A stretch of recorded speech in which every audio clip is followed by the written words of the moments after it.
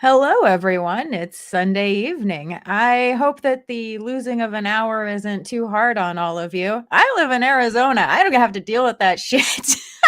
Sorry, I'm a little punchy today. But thank you for joining us. Yes. Why, thank you. And you're welcome. Yes. How are you doing in your human suit today? How about I get out of my human suit? Get out of that. Yeah, okay, let's. I like you better. I'm gonna have to be naked for this one. Now we've got a show You know what? topic. I'm gonna do that too. Actually, Are you? Yes. Really? You're gonna. Well, at least The t-shirt's coming off. yeah, Okay, the t-shirt's coming off. This be a little distracting, but I'm not gonna complain. And of course, my glasses came off too. So there. Okay. Well, I'm.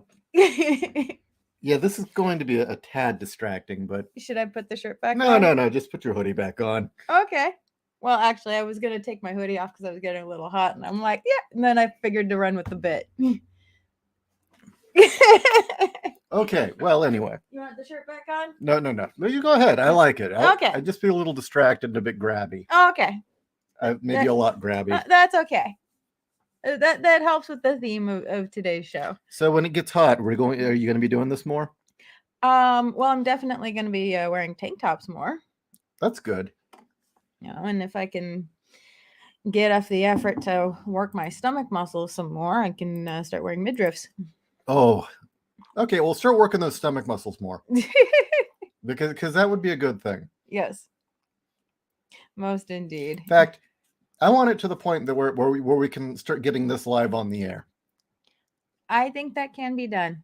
I don't have those arms, but I can probably get close to that stomach. Yeah, I don't think you've got the time to develop arms quite that strong. No. But the important muscles, the boobs, are there. Oh yeah, I have pec boobs. I have those. You actually work them, don't you, to keep them up?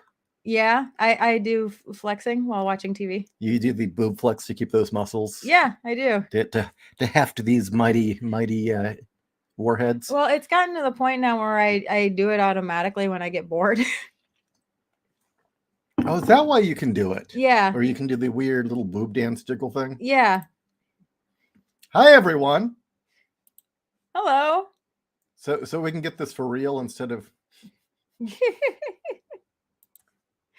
Actually, I think yours are a little bigger than that. But anyway. Mine are better than that. I'm just going to be arrogant. So, yeah. Okay, we got 16 people listening. There we go. See, I knew immediately turning on the lewd would call the boys to the yard. Hi, JC. We'll have work for you very soon. I need to talk to you. All right. So, seriously, how is everybody doing today? Should I put the shirt back on? Why? I'm just making sure you can. You're not too distracted. We'll find out. Okay. Well, this is a very special Sunday Nothing cast. It was 12 wrote to me through Instagram, which is a night editor at Instagram, all one word, KNIGHT. And he had a question. There are a lot of people doing breast reduction surgeries, and I think it is an excessive amount of risk for an issue in posture. What is your opinion on that? And I told him I had a lot of opinions, and I knew Ishi would want to talk about this on the air. So here we are. So, well, first off, he didn't say the long list. I had noticed that breast reduction seemed to be kind of in again. Yeah, I noticed that too. For my own personal opinions, I need to do a disclaimer so that I don't have to repeat myself again. If you come in late and you don't hear the disclaimer, well, you'll have to rewind the show because I'm just going to refer to that. Okay. There are legitimate women out there who really do need to have a breast reduction because of back issues. Usually it's those women where puberty didn't know when to stop and they legitimately do have issues. I've seen them, I understand, but I have opinions on that too. then there are those women who they, for whatever reason, they get implants and the implants are just not for them, again, physically, and they need to get it downsized. Okay, that's fine.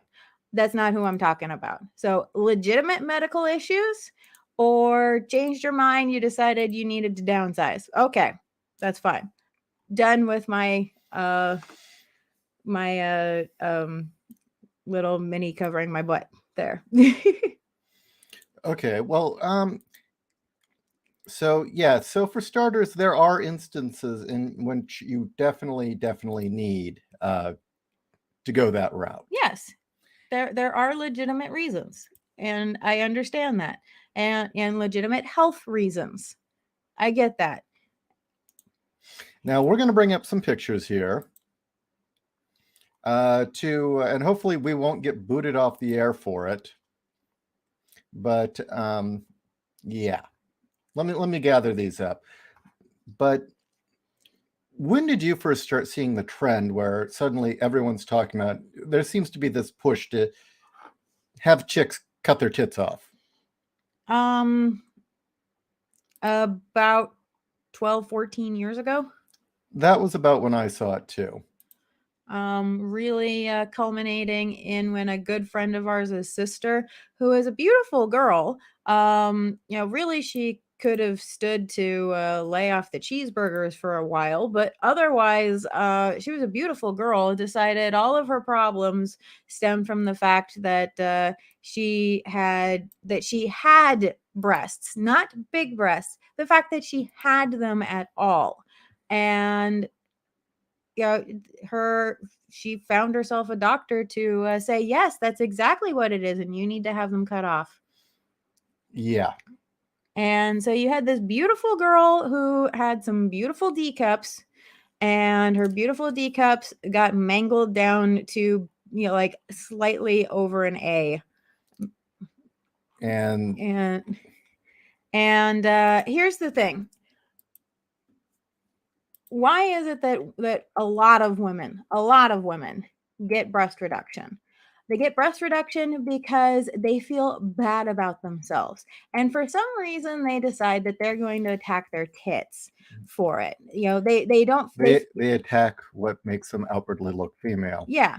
They feel ugly, or they say they don't want the attention, or they say, oh, my back hurts. And really, what it comes down to is self-esteem. Now, most of the women that I've seen who have these complaints could stand to lose about 10 to 50 pounds. But not all of them. I've seen some skinny girls who said the same thing. Oh, my back hurts. It's awful. And it's all because of my tits. And then when they get the breast reduction surgery, they're like, wow, back pain is gone. It's amazing. And they say, I can stand up straight. Well, yeah, that's the issue. Because you had such bad self-esteem, you felt so bad about yourself, your posture was shit. And because your posture is shit, your back's going to hurt. And I'm talking from personal experience. When I had really bad self-esteem, yeah, I had back problems too. No, I didn't think it was because of my tits. I knew it was because of my posture. Maybe I'm more aware than some. But when I started dieting and exercising, and I got thinner, and I started attracting the male gaze for once, actually, all my back problems went away. Yeah, you started standing up straight. You started having a better self-image. And this is something that, for the other book I'm writing that has been put on hold because, frankly, I think Boobs of Steel is far more important. This all started with the writer's guide for how to write a busty character, as you'll recall. And I did research. Now, that's actually a much easier book to write, by the way. And frankly, if I was still working on that, it would probably be done by now. But I feel a cultural commentary right now is far more relevant and important. Would you not agree? Yes. Yes, I do. So in that, I did look into quite a bit of women who had gotten reduction and the whole thing, or women who had very large breasts. And the repeated thing that kept coming up over and over again that I found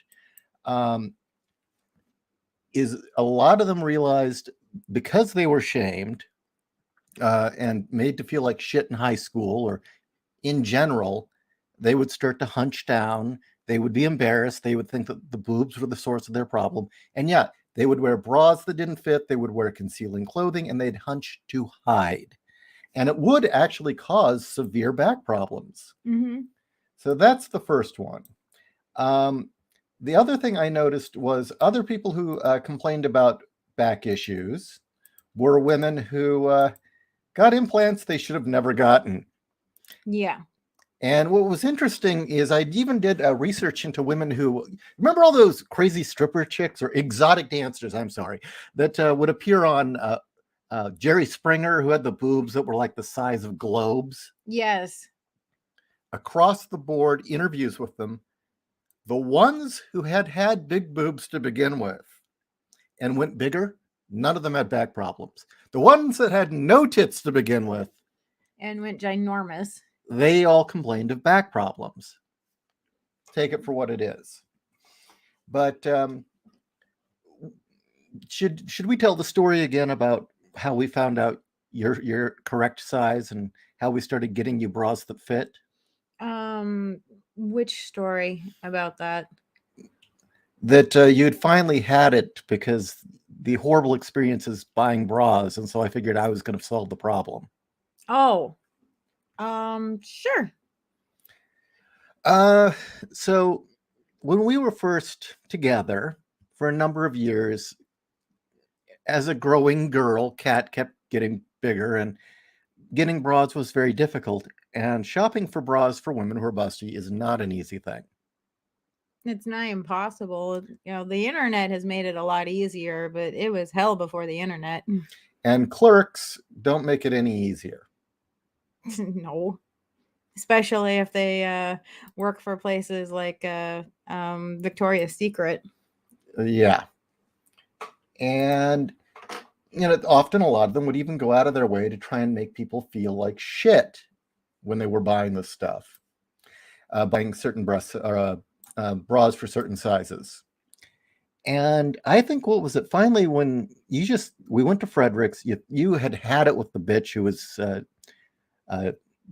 she was trying to force you into a smaller size. Oh yeah, yeah. She was trying to shove me into a what was it? It was I remember it was like a 40D. Mm-hmm. So I decided I was going to crack the riddle of boobs and find out where we could get her the right size. And digging, what was interesting was women who were not porn, but rather just glamour models, women who did nude and topless posing, had websites, and they were often talking about, okay, well, here's where I get my clothes, here's how I deal with these problems.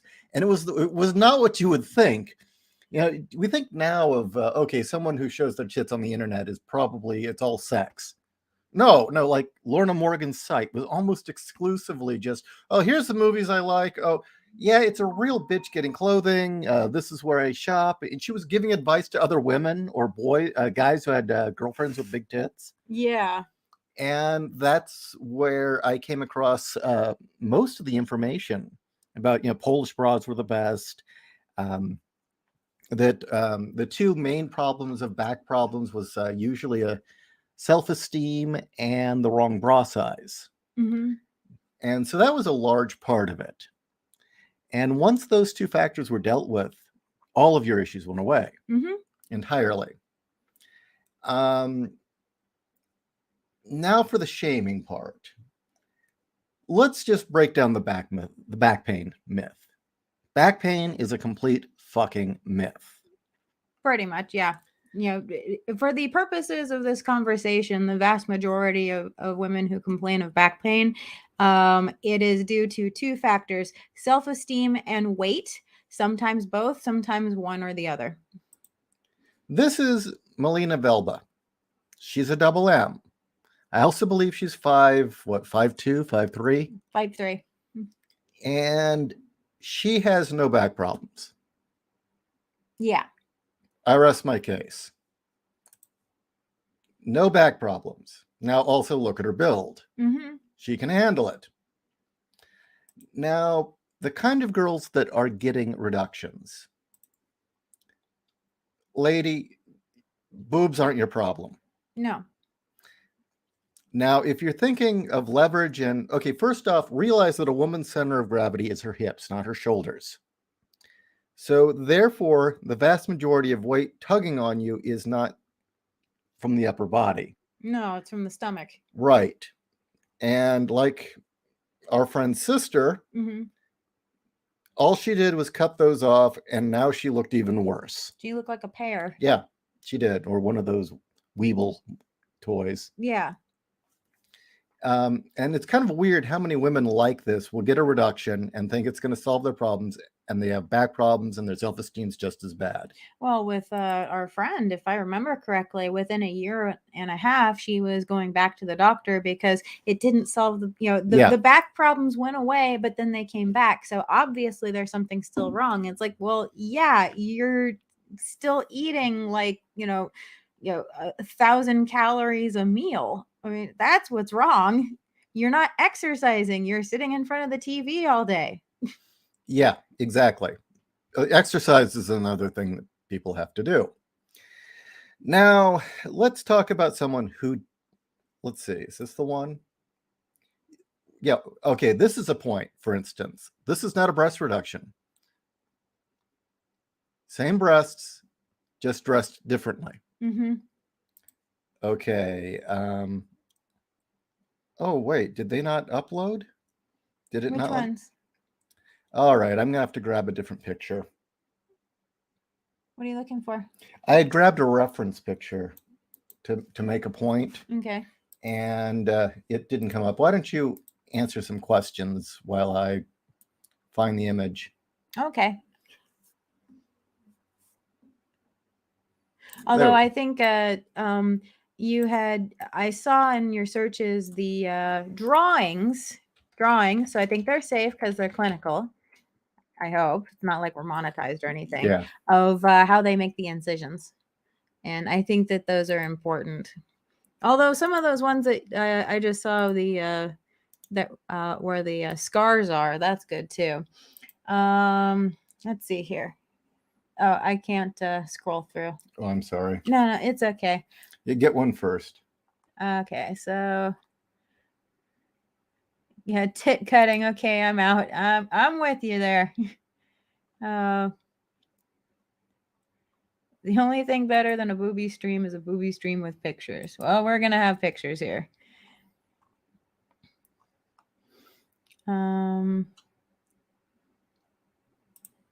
Neostar, hell, I certainly got more attention by women after working out a bit. With that said, I can't read the rest of his. Oh, you can't? It's right there. Oh, okay. Sorry. I was reading it off of the other side. With that said, looking good and having game are two entirely different things. Well, and that's the other problem is that it's this weird idea that if somebody from the opposite sex, apparently not from the same sex, but if somebody from the opposite sex happens to notice that you even have tits, that's bad. And yes, they immediately, these people who promote this shit immediately say, okay, that's the sexist, but they also get mad at the woman for even having the tits. It's like, if you didn't have them, then the guys wouldn't be looking at you. And yes, that is where this goes, is you wind up with these poor girls cutting their tits off entirely and trying to pretend that they're boys. Yeah. Absolutely. Why? Because being feminine and being female, it is now degenerated to not being hyper female, not having, extreme attributes like large tits, nice round hips, small waist. No, now it's simply, then it degenerated to having female attributes at all, to now it's just plain being female is a mortal sin. Yeah, and it's no longer enough just to have them removed. How many of these women are then having them resculpted to look male? Yeah. They're resculpted to look male. They're having to like change their entire lifestyle, to fit this weird narrative where, quite frankly, if they just change their lifestyle to eat right and exercise, a lot of their problems would go away. Okay.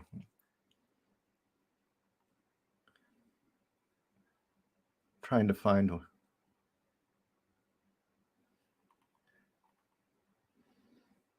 Yeah, that was a pretty sad day. And of course she did it because everyone in Hollywood was. That was a dark day. And great seeing you, Dungeon Delver. It's been a while. Okay. I didn't really see anything else in terms of comments yet. Okay.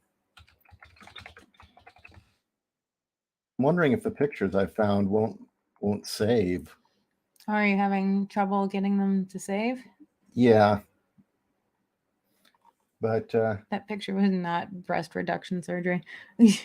Sorry, there was a picture where it's like, boobs without breast reduction. It's like that's a boob in a very saggy bra.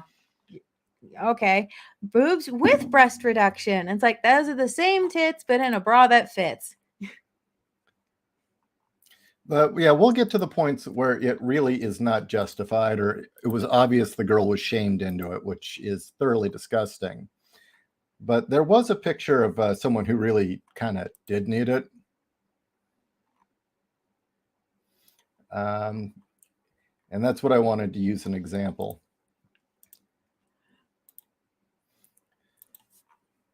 Oh, excuse me. But one of the other things is there is a whole market towards encouraging girls to mutilate themselves, and it's thoroughly disgusting. Mm-hmm. And the stereotype is always girls being pressured to get implants. That is so not true. That is not even close to true. No, it's not. It is so far from reality. The only time I have ever said that is true is basically when you're getting into the territory of human trafficking, where you have a sugar daddy or a full-on pimp who is telling the girl, hey, if you get implants then you'll make more money, or just flat out, hey, you're getting implants because you're going to make me more money. And that happens. That's the only time I've ever heard of that. But I would not call that mainstream society by any means. No. So, yeah. Is there any reason why they won't let these save? Maybe where they're coming from? Yeah, it's entirely possible. So, and I don't even know what that file is. All right. How old is she? I have no idea. Okay. But it was put on television, so it's okay. Oh, okay.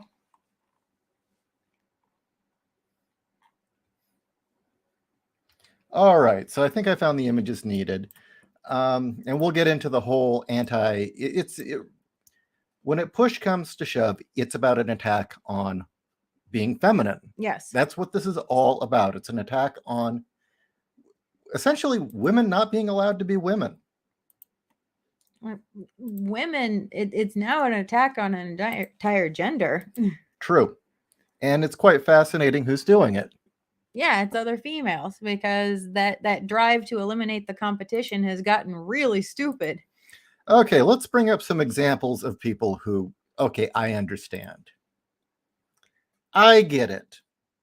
I mean, before or after, I think she looks fine, but I could see how that would be a problem. Mm-hmm. I mean, she's not grossly overweight. It's obvious they don't have any spring to them. They probably fall to her knees when they come off. Yeah, when the top comes off. Yeah, I understand. She looks fit. Actually, I kind of wonder if maybe she had kids and they just didn't stop growing, because that can happen. This woman here is complaining that the government won't cut her tits off for her. Free. No. You know what? Big boobs are the least of this woman's problems. I think it's the eating that needs to go. Mm-hmm. Now for the one that hopefully we won't get kicked from YouTube for. Well, yeah. This young woman. At first glance, she looks fine. I mean, really, she looks absolutely fine. Would you agree? Yeah, I do. Actually, she's the type of young woman who, if she feels uncomfortable in her skin, her self-esteem might not be the best. Learn to stand up straight and get athletic. Get athletic, learn to stand up straight, do things to make yourself feel more confident. And I'm sure that would be all she'd need to do to feel better.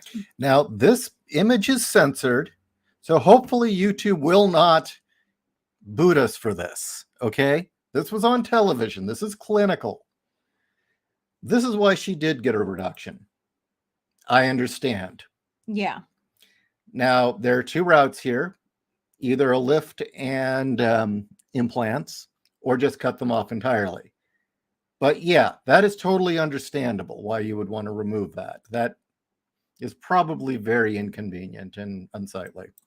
But I would also hope that the doctor that she sees would know, basically, that she wouldn't get pressured into taking off too much. This is maintenance. This Right. is repair work. This is not, burning down the forest. And in fact, my guess is that she probably was chubby, started losing the weight, and the inevitable happened. Mm-hmm. Now let's get into the real issue. What we are really discussing here are women who are beautiful, who should be happy with their bodies, who have been shamed for it. Mm-hmm. In this day and age, when there is so many women out there being, women need to be proud of the bodies they're in, fat pride, fat positivity, or whatever what is that? Oh, body positivity. Yeah, body positivity. Apparently, body positivity is all the rage unless you look like this woman. Then you're pressured to get your tits cut off. Yeah. Now, I do not see any medical reason for this woman to have had those cut off. None. And in fact, she looks gorgeous. And I'll be up front. This is a thing we haven't gotten to yet. People are always, breast implants are so dangerous. No, this is dangerous. Yeah, this is how they do the breast reduction surgery. You have the horseshoe line around the nipple. They cut the nipple off entirely. They move everything, down. And the line goes to the underside of the breast. And the thing is yes, surgery sutures have come a long way, and they do really good work trying to make them as clean as possible. But that's a scar you're going to have for the rest of your life. And quite frankly, even the best surgeons still make you look like you have a Frankenboob. Yeah, unfortunately, anything this radical looks pretty bad. Mm-hmm. By comparison, and I'm only bringing this up strictly because we always hear the argument about, don't risk your life. It's so disgusting that you would cut yourself up for bigger boobs. I mean, we've been hearing that since what, the 90s? Mm-hmm. Breast implantation usually involves a cut no more than half an inch? Oh, especially if it's saline. Yeah. Half an Mm-hmm. inch to an inch. Yeah. That's it. And the reconstruction is nothing like this. Mm-mm. And I will go back. A girl like this has no reason to be chopping herself up. No. And we are always going on about, we should be teaching girls to be happy with their bodies. Except when they're hot. Mm-hmm. No, basically, it's be happy that you're fat. Yeah, exactly. Aim low. Mm-hmm. Beauty, it is an attack on beauty, it is an attack on excellence, it is an attack on femininity.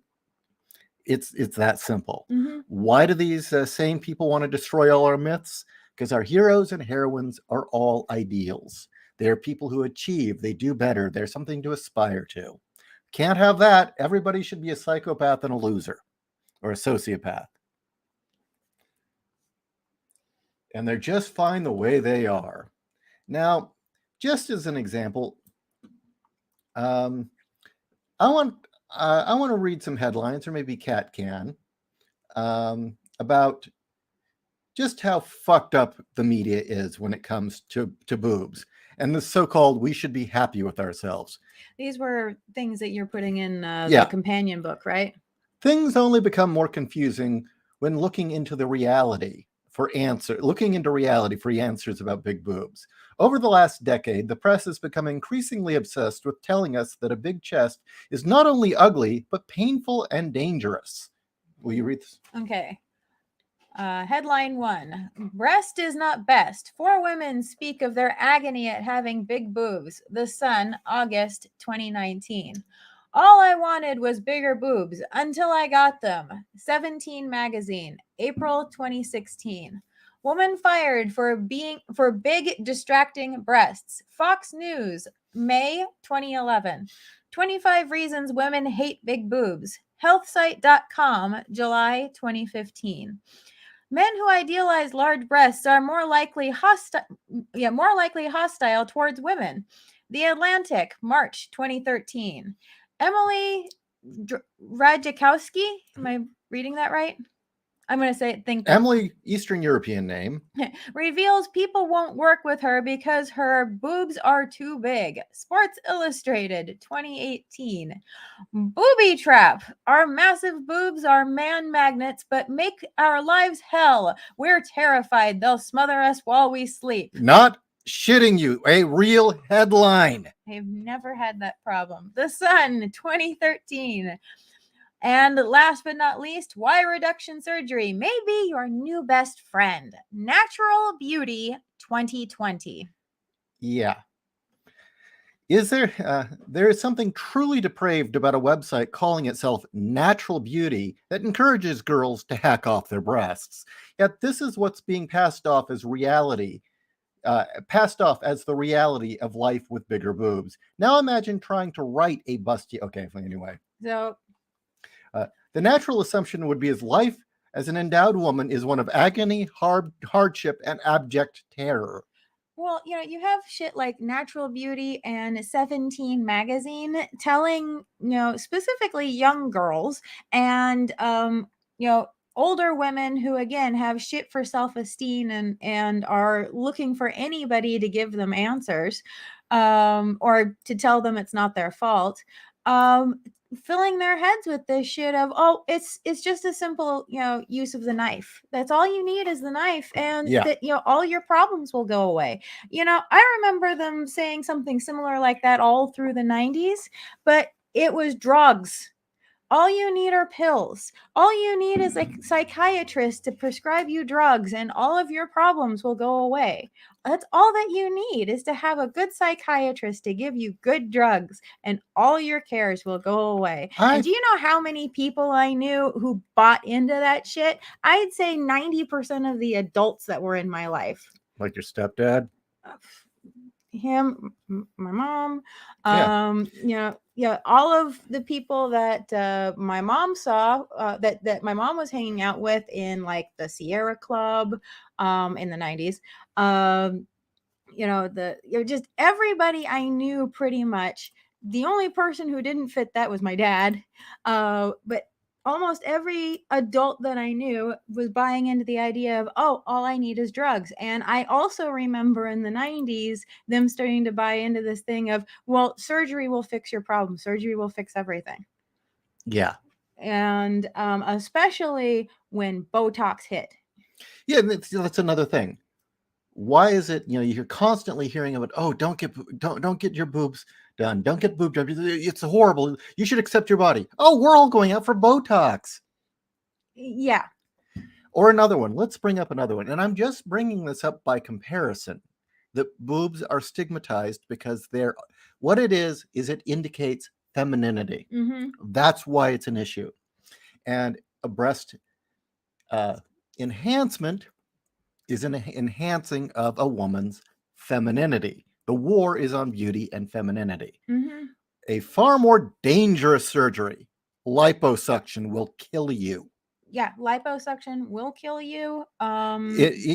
These days it's pretty. They've gotten really good at it. Back when we were younger, Oh, it no. did have a pretty bad failure rate. Well, I believe that liposuction was one of those services that when it began, doctors would go for a weekend retreat where they'd like be at some ski lodge or some fancy resort somewhere. They would vacation, and all they had to do was sit in on a 2-hour seminar, get a little stamp that said you're certified, and they'd go back and start, using liposuction on people. It's like, well, I'm certified. But let's flip it around. In the 90s, there was that string of deaths all attached to liposuction. Mm-hmm. Was there ever a mass call to ban it? No. Never. Did the feminists all go on and on about banning it? No. Actually, I remember that very distinctly. What happened is that the CDC and the AMA collectively cracked down on it and said, no, we need higher standards on who can perform this. And overnight, they overhauled the industry. People can still get liposuction. It was just they had higher standards on what type of doctors could perform it. Meanwhile, with breast implants, something that's not going to hit an artery, something that's not going to hit a major nerve, something that's not going to cause you to, not something that's not going to puncture an organ and cause you to die from internal bleeding. These are all things that really happen with fucking liposuction. We got to ban it. And there was that huge ban on silicone implants. Which there was no actual basis for. All the things they claimed it was, what was it? Immunodeficiency disorders. Yeah. Chronic pain, all those things. They wanted to claim that you could be allergic to saline. Oh, yeah. They wanted to claim you could be allergic to salt water. It's like, no, fuck that shit. No. The only one real risk is some people, very rare, but some people are allergic to silicone. And the thing is, that's not just with boob implants. That's with, if you get a false knee, if you get, one of those disc things in your spinal cord for a disc. Yeah. That's for anything. Because they use the exact same silicone, the exact same, for all of those surgeries. And actually, the improvement for those, like the discs in your back, because of the demand for breast implants, the technology for the padding for like knees and back joints has improved vastly. Greatly. And that's the other thing is that, it's bad enough if you are a woman who did have small breasts and you decided, you know what, damn it, I want to look female, I want to look sexual, I want to have those big breasts. And so you get the surgery. Everyone now thinks that this group has now stigmatized you as being a whore or a stripper for doing that. But what's worse than that is those who they grew naturally that way, and the woman wants to keep them. Yeah. Another thing that people don't realize about breast implants, just as a little bit of information, there are a few things on the market right now aside from aspartame. There are a few things on the market aside from aspartame that have been more tested for safety. Specifically silicone breast implants and aspartame. And the thing is, aspartame was hated for one reason and one reason only, because our hippy dippy parents who had that weird phase of everything's got to be, well, wait, they never got over it, did they? That everything's got to be pure and natural. Like, like spring water from the toilet. Yeah. Exactly. Hated it because aspartame was unnatural and it was something all their parents drank. That was the only reason they went after it. Yeah, but I don't remember them going after saccharin as hard. And that was the other one that our grandparents used a lot. Yeah, they didn't use it nearly as much. Saccharin actually came into use because aspartame for a while was being treated as dangerous, and saccharin actually is dangerous. Well, here's the other thing. Saccharin was being promoted as a something that you would take to lose weight. So instantly it's okay. Is that why? Yeah. Also, I would like to note something. Have you ever noticed that whenever you hear about these horrendous cases of breast implants being terrible, it's never a woman who had breast cancer? No. Then it's Stunning and Brave. And again, I'm not encouraging anyone to go one way or the other. I'm showing you the failure in logic, that how thrilled they are to encourage women to cut their tits off or to cut their belly off or get shit, injected into their botulism, injected into their face. Mm-hmm. But then again, none of those things increase your outward femininity. God, I hope none of these get us. No, botulism just helps to de-age. Yeah. So just a point. God, I'm gonna have to go over. You know what? My point. I'm going wrong is I'm looking on Google, which tends to have the better image search, but they're lefties. So let's go over to a different browser What or are a you different looking search for? engine. Decent before and after pics. Just type in before and after breast surgery. Okay.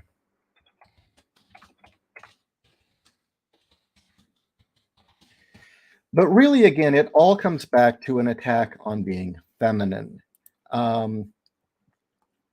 So I'd like you to read at least this paragraph and this paragraph. Okay. While I get the pictures, okay? Okay. Here we go.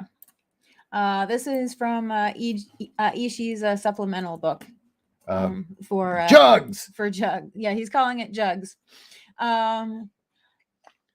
Teenagers like to fit in, wrote Morgan, recalling her own adolescent awkwardness. None of my friends were starting to grow, and I felt like a bit of a freak. I looked a bit different, and sometimes the girls bullied me for it because they were jealous. These days, Morgan is far less concerned with what others think and far happier to be living free of pain and feelings of embarrassment. I would rather know pain, with my breasts proud. I would rather know pain, with my breasts proud and looking like I don't give a toss if people stare at them, which is a good thing considering that after the birth of her first child, Morgan's 32HH bust line grew to a massive 32J. A study published in the Journal of By the way, the reason it sounded weird is she's Welsh. Oh, okay. Lorna Morgan. Oh, okay. A study published in the Journal of Chiropractic and Osteopathy suggested that as many as 70 of sorry, I'm having a hard time reading this. Sorry. 70% of Western women were wearing bras between 1 to 3 cup sizes too small. What's more, researchers noted, quote, that large-breasted women are particularly likely to be wearing incorrectly sized and fitted bras. Although not the aim of the study, they also uncovered evidence suggesting breast size was indeed not linked to back pain. Where a link was found was in the menstrual cycle. Back pain was shown to fluctuate depending on where a woman was in her 28-day cycle. That's right. Has nothing. It had more to do with period. Are we shocked? No. All right. No. I'll keep searching. None of these are all that good. What are you trying to find? Decent examples of before and afters. Okay. Well, of breast reduction? Of both, actually. Of both? But, and then there's also the problem of busty girls who are just naturally busty. One of the mean girl things that will be done is people will start spreading lies, claiming girls claiming that, oh, she has a boob job. Mm-hmm. She's fake. She's got a boob job. How about it's none of your fucking business? Well, again, for young girls, that's awful shaming, because again, the stigma of, only a whore or a stripper would get a boob job, or, you're in high school. What type of boys are you trying to attract by getting a boob job? Which is kind of funny when then if you go to like the rich kid high schools like Beverly Hills High or La Jolla High. I know for a fact that their parents buy them nose jobs and boob jobs, for their sweet 16s, and as graduation presents. So, this weird ass double standard. And Yeah. really what it comes down to is other females trying to make, their fellows feel inadequate, ugly, and take them out of the race. What do you mean by race? The race. Are we talking about an ethnic thing here's race? Or are we talking race war?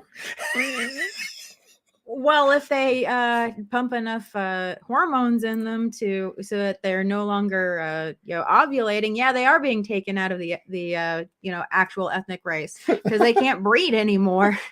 So yeah, what do you mean by race? The race to find suitable men. Now, that definition of what suitable is has also changed to mean soy boys and cucks, which is disgusting, or females who became men. Yeah. Which I also don't really buy, because a lot of these new transsexuals. Now, I'm not talking the rare unicorns like Blair White, who really were born in the wrong body, because 90% of them just want to live their life. They don't want a parade. They don't want people knowing that they changed. That's the whole point. They want to live their life as the gender they felt they've always should have been. And most of those are men who are transitioning into women. Most of those. It was the rare exception before all of this shit went down, where it was a female who really did believe that she needed to have a dick. Usually you just had very butch females. Yeah, well, it's suddenly no longer allowed for a woman or cannot be a tomboy anymore. That's apparently no. You're supposed to be a man. And that's the other thing, is how it's being done in mass, like it's the new fashion statement. Yeah. Which it is. Basically you're having in it, actually, if you think about it, you want to have the answer for the fact that you're going to have all of these millennials and zoomers growing old, and they're going to have to quote unquote take care of us, which I've heard them bitching about. And it's like, well, we're Gen X, we'll kill ourselves. Yeah, we can take care of ourselves, fuck you very much. But with how many of them are taking themselves out of the gene pool, they're kind of all becoming cul-de-sacs, and their generation's going to die out. Well, yeah, that's true. They're going to die out, and not that many of them are going to have kids enough to replace them. They'll all be replaced by Mormons. So I for one kind of hope, I feel sorry for a lot of these people who in 10 years are going to realize, I've made a horrible mistake. I never should have, cut my tits off and had a dick surgically, implanted on my, on my crotch. That was just a fad. I've made a mistake. They're all going to die, and they're not going to have kids. They've effectively removed those genes from the gene pool, and I hope what's left over is hardier. I know that was a detraction, but I don't care. Horrible to Trenton. Didn't a bunch of OG strippers die of heart attacks because their hack docs were injecting silicone into their breast tissue and it entered their circulatory system? Yeah, there, it's amazing how many women will go on the cheap. It's like, this is your body. Oh my God. You Oh, no, want you tell that horror story on another show. We're not talking about the was it the butt implants that how much that happens? no, I was the guy who was using was it construction Oh, grade silicone? multiple people. It's a thing. There are so many women who, they decide that they can't pay the $6,000 to $20,000 to get, Good implants, whether it's breast implants, whether it's butt implants, whether it's whatever, and instead they'll pay $2,000 to meet some shisty person in a motel by an airport and have basically industrial caulk injected into their bodies. Then there's the people who do it to themselves because they can't find a doctor to do it for them. Okay. I got to answer this. Okay. Just Dungeon Delver, what are your feelings on nipple piercings? Yay or nay? My experience was this. It's just okay, shiny thing on the nipple. My overall experience was that when you're going down on the nipple, it hitting your teeth is not a great sound. It's like, am I going to chip a tooth while I'm doing this? I didn't care for it. No, seriously, I was a little worried that barbell on her nipple was going to chip my tooth. So aesthetically speaking, it's all good, but functionally speaking, you didn't want to chip a tooth. That and you could over pull on it. I did know that, unless the woman's trained her nipples, but then she's got saggy nipples when she's not using the trainers. Yeah. Oh shit! Well, there we go. Trenton, personally, I think they're fun to look at, but worry about chipping a tooth if not careful. Okay, so you had the same experience. Yeah, exactly. Mad Ginger, nuclear chest weapons arm race. Yes, I think actually Star Storyteller started that. Yang, Gen X will outlast millennials. I'm kind of convinced we will, yes. I kind of fear that, actually.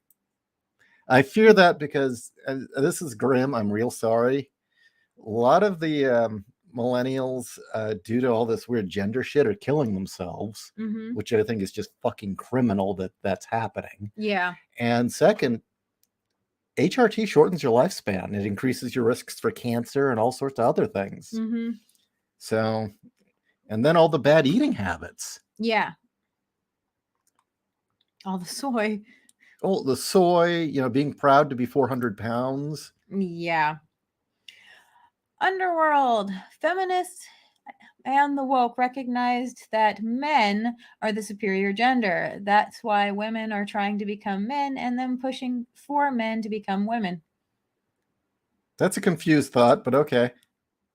I don't agree. I think it's more they themselves have so demonized everything that it means to be feminine that obviously that means they need to take on masculine traits, but they still see biological men as the ultimate evil.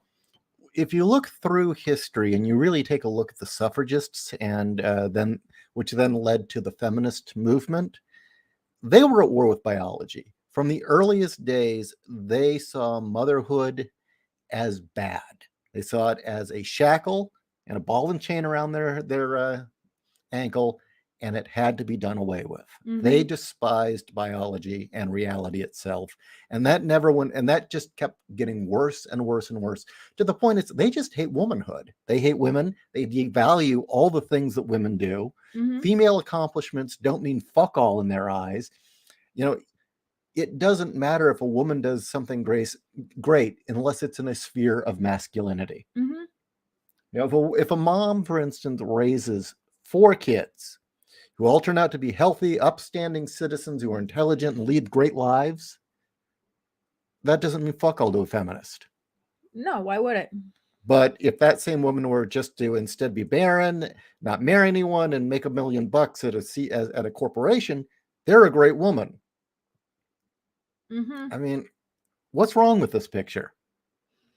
Well, men get to do it. It's like, I've noticed that whenever they want to, when women themselves would like the idea, the fantasy of whoring around, sleeping with as many partners as they want and other things, and just drinking and being a degenerate, their excuse is always, well, men get to do it. It's like, yeah, and we put those men down for living like that. Well, yeah, this whole myth of being a man whore is somehow looked upon as being great.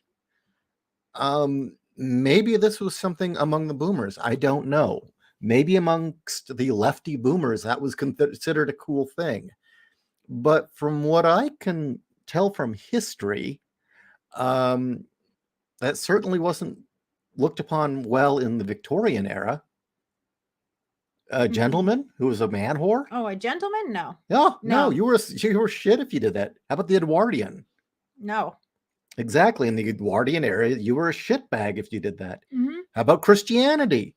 I mean, it was one of those things where, okay, how rich is this person? And then people may tolerate them, but it's purely because of how rich they are. But everyone was talking shit about them behind their back.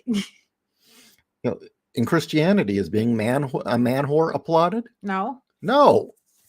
How about, what was it? The oppressive traditional society of the 50s. Was being a man whore considered a good thing? No. And I will tell you, among Gen X, at least in the life I led, being a man whore was not somebody that you all knew those people, but you didn't think they were cool. The only person that I can say maybe enters into man whore territory, but at the same time, Bond? Yeah, Bond. He's a fantasy and he's an asshole. Exactly. He is a fantasy. He is a total asshole. And the fantasy is that well, at the same time also, he's fucking killing people. Yes. Tomorrow may be his last day. Hell, the woman he's going to sleep with may try to shank him. So, yeah. He lives every moment as if it's his last. Bond was a sociopath. Yeah. And there's no denying that. Well, hell, he based Bond on real spies that he knew. Let's use another example. The myth that in all the noir novels, PIs were just chasing tail left and right.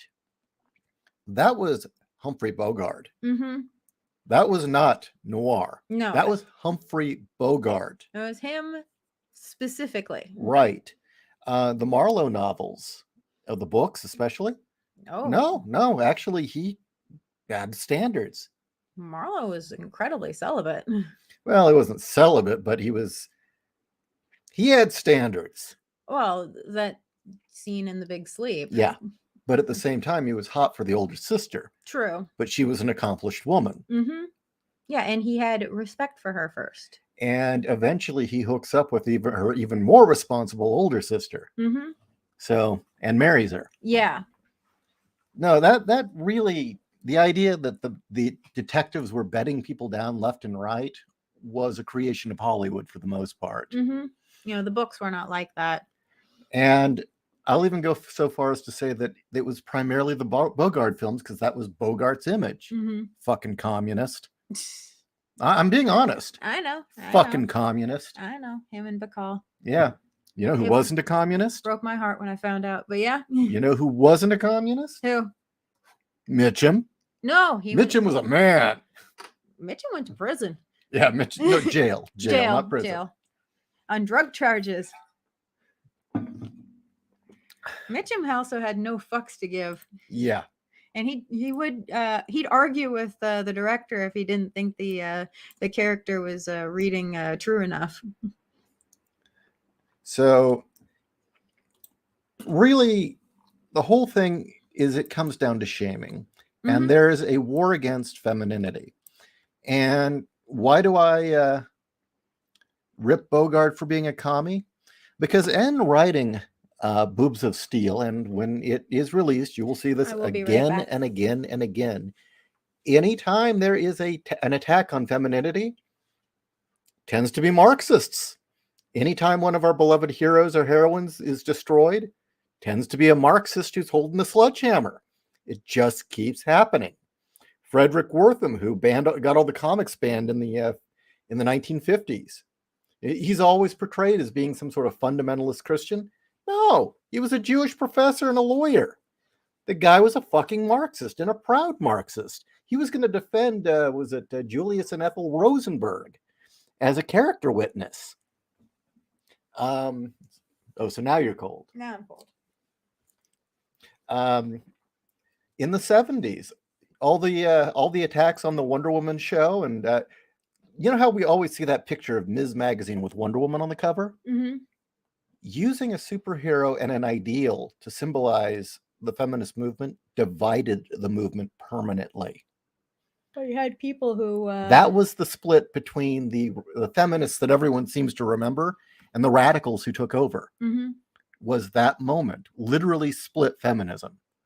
Even though they both had the same stupid goal. Yeah, but these are people who, they always have to be attacking somebody, and once they're done attacking the other, they turn on themselves. You know, honestly, you know what the dividing line was? It was the feminists were hot versus the fat ugly ones. Yeah. That really was the dividing line. Mm-hmm. And it was the feminist, radical Marxist wing of the feminist movement, or the women's lib movement, that started the whole anti-Barbie thing. They were the ones that have been constantly trying to get her figure changed. Mm-hmm. They mobbed the New York Toy Fair and demanded that Barbie be removed. Mm-hmm. They were the ones that also raised holy hell when Linda Carter, a Miss America, was playing the role of Wonder Woman and tried to get the show canceled, called her a whore. Mm-hmm. It's no coincidence that Rebecca Sugar is a Marxist, and so is, what's her face, Noel Stevenson, and that the ideologies... Foreskin. Yeah.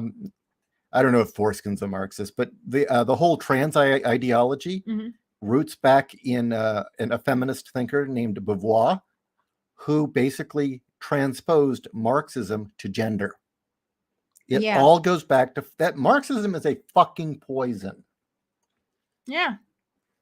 They want everyone to be replaceable, interchangeable widgets doing a job. They don't want men. They don't want women. They don't want individuals and families. You know, they want drones, worker bees, ants. Okay. And the last thing you can have, you can't have excellent. Everyone's got to be the same and boring. Beauty, they're opposed to beauty too. Look at the kind of art that feminists produce, or these trans activists produce. Is any of it any good? No, they're always taking something that isn't theirs and wrecking it. Mm-hmm. That's a good point, Tweldy. Most of them are pedophiles too. Mm-hmm. That just keeps happening. You know, the head of the New Age movement in the 70s and 80s, Marion Zimmer Bradley, sci-fi writer. That's right. She was also the head of the New Age movement, was a pedophile, and she prostituted her children. Mm-hmm. So, yeah, it all roots back to the same damn thing. And ultimately, they don't want morals. They don't want standards. Other things, and this because I'm writing about it right now, I think it's important I remind you all. You will often hear that Akira Kurosawa was a communist. No, he wasn't. He dabbled in communism until he went to the Soviet Union and took a look at it, and he came back and said, "Oh, fuck no." Yeah. He said, "That's bullshit." Oh God. Miyazaki? Yeah, Miyazaki dabbled in socialism or communism, and then through his own writing, creating his own communist utopia, he realized, no, this is shit, and took a quick veer back towards conservative traditionalism. Mm-hmm. Yeah, nobody wants to talk about that. He's a traditionalist. Which actually comes out in his movies, so. And you just keep looking. There are so many people who dabbled in that, said, hey, this kind of makes sense, until they thought it through or saw it in practice. And yeah, the people who seem to love it tend to be really fucked up pedos and losers. Mm-hmm. Okay, so we've got a lot of comments here. Before we do, let's put something nice on the screen. Okay. There you go. That's something nice. There's a proud proud Czechoslovakian woman with her Czechoslovakian figure. Yes. All right. In disguise. It'll work next time, even if it kills us. And it will. Okay, find comments. Up. Okay. Let's see here.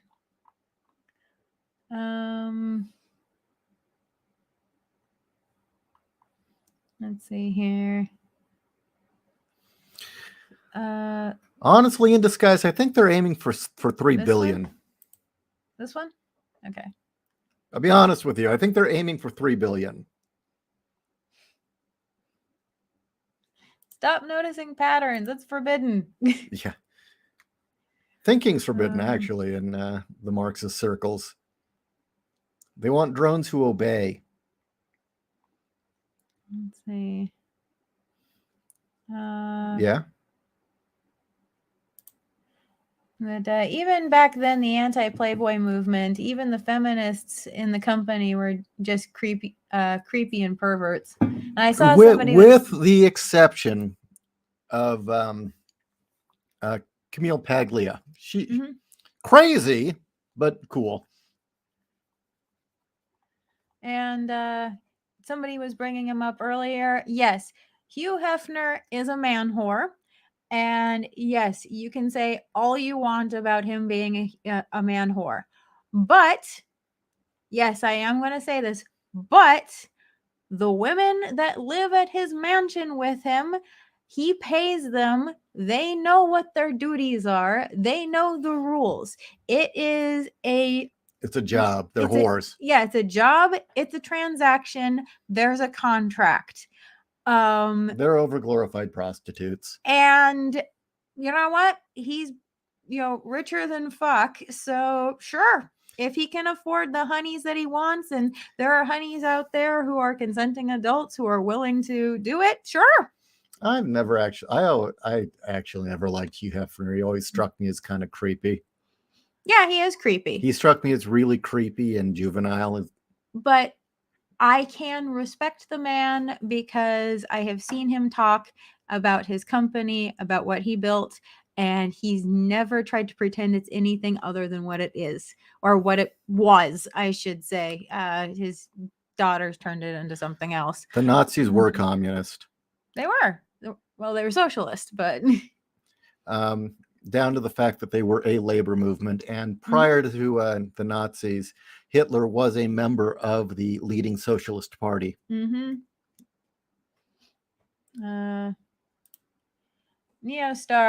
postmodern moral relativism, the true anti-life equation. I agree. Yeah, it's probably just faster to say Marxism is the anti-life equation. I've actually thought the same thing. Like, was that the point? But, I will give this to the credit of Hefner. He isn't an ambulatory mound of sewage like Larry Flint. No, he is not. No, he is not. Again, I can still respect Hefner. I wouldn't want to be within the same city as him, but I can respect him. I wouldn't worry about being raped in the ass by him. Yeah, exactly. Cesario, the 60s in Japan was a wild time for communism. Shame several events practically soured communism in Japan for years to come. Shame that several events soured? What do you mean? Fuck communism. Do you mean that communism soured things in Japan for years to come? Yeah, maybe. No, the thing is, what happened, and this is where the things go wrong, and this is usually why Japanese, once they actually get a taste of real communism, hate it, is keep in mind it's a nation where traditionalism is still very important. It's a nation that sees themselves as one people. The individual isn't the most important aspect. And so there are often things in it that look familiar to them until they actually experience it. They often confuse communism for communalism. And in fact, a lot of people confuse communism for communalism. That's actually why it's really funny when you get people who say that Animal Farm is yay communism, Yeah. because they think it's supposed to be communalism. And they don't understand the parable of the pigs or the horse. Yes, I have had this discussion with people who did not want to believe that it was a bad thing. For instance, Iggy Pop, he doesn't know the difference between communism and communalism. Of course, he does a lot of drugs too. So I was gonna ask, like, how sober is he?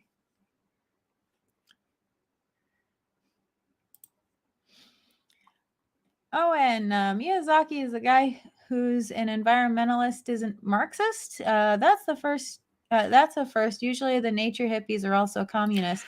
he dabbled in it, but in the making of Nausicaa, the book, not the movie, he was trying to portray a Marxist utopia, or at least a communist utopia.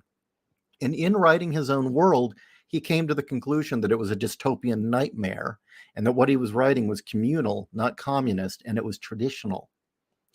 Also, the Japanese have a different idea as far as environmentalism goes than the Western world. Well, it's one great big animist parable, Mm-hmm. Nausicaa. Oh, Nausicaa, but I mean, Japanese culture in general. Right.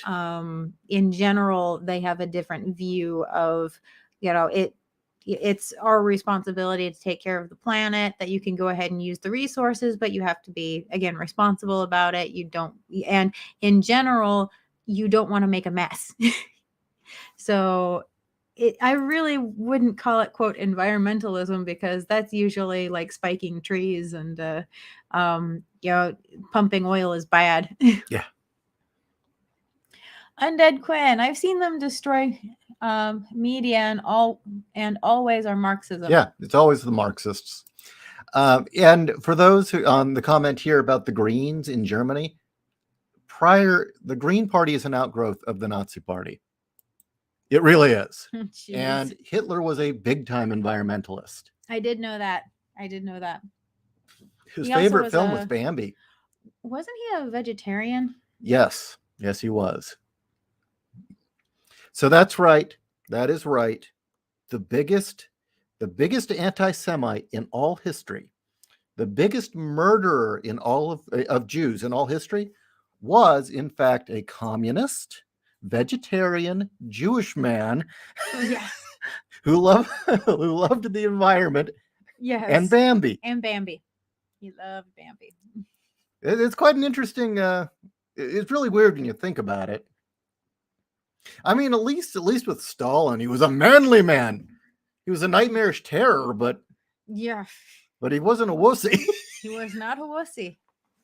He had 2 testicles. He did. He had 2 full, big, brassy testicles. Yeah, kind of like Teddy Roosevelt. And he liked his vodka naked. Is that true? I don't doubt it, but is that true? The scene I put in World War Kaiju where he's in his underwear getting hammered, isn't far off. Oh, really? No. Did he have whores as well? Oh, probably. He was a military man. He was a war hero. Okay. Ishi's got to go take care of something. So let's see what people are saying.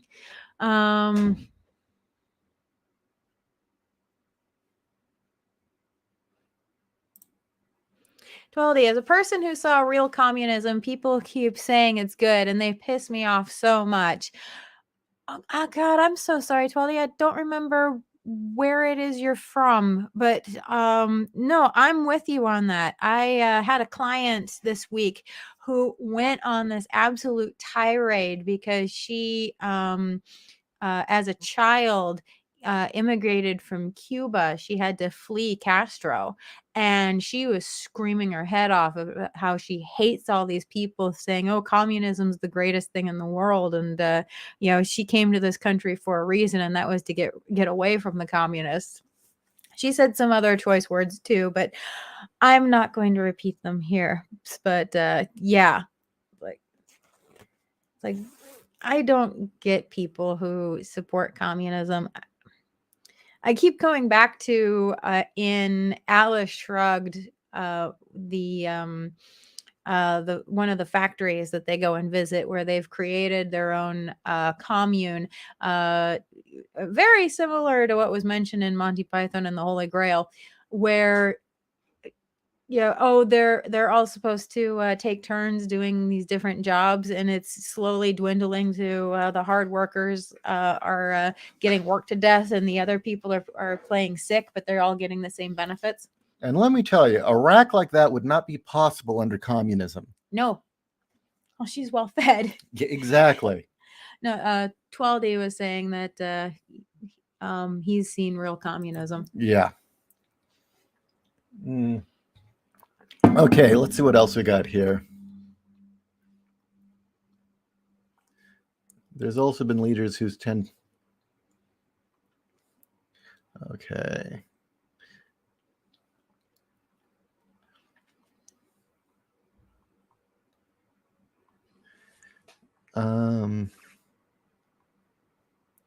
You see anything interesting here?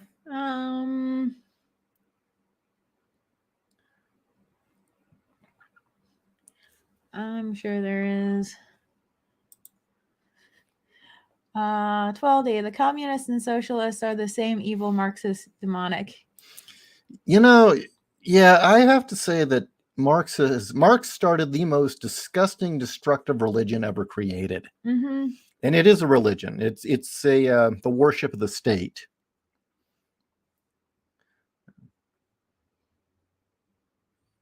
Oh, Ginger's reading Animal Farm right now. Oh, cool. Horizon Talker to Owen. Environmentalism is a weirdly nebulous idea. My parents are strong conservationists, but they're not Gaia worshippers or anything. And I'm all for conservation. Well, Gaia worship is paganism. Mm-hmm. Conservation means preserving your natural environment. Mm-hmm. Environmentalism, I'm really not sure what that means anymore. At one point, it was the study of something, ecology, and then it became this bizarre hatred of humanity. Yeah, it means all humanity must stop, and the very fact that we're breathing is killing the planet. Another interesting thing about environmentalism is it's got a catastrophist point of view, and I'll have to go into a history lesson for this. And let's swap up the picture of the pretty women. That'll keep people listening while I educate. Okay. Well, you school them. Melina Velba, living legend that she is. Okay, so what is catastrophism, may you ask? But you know what? Let's move on first to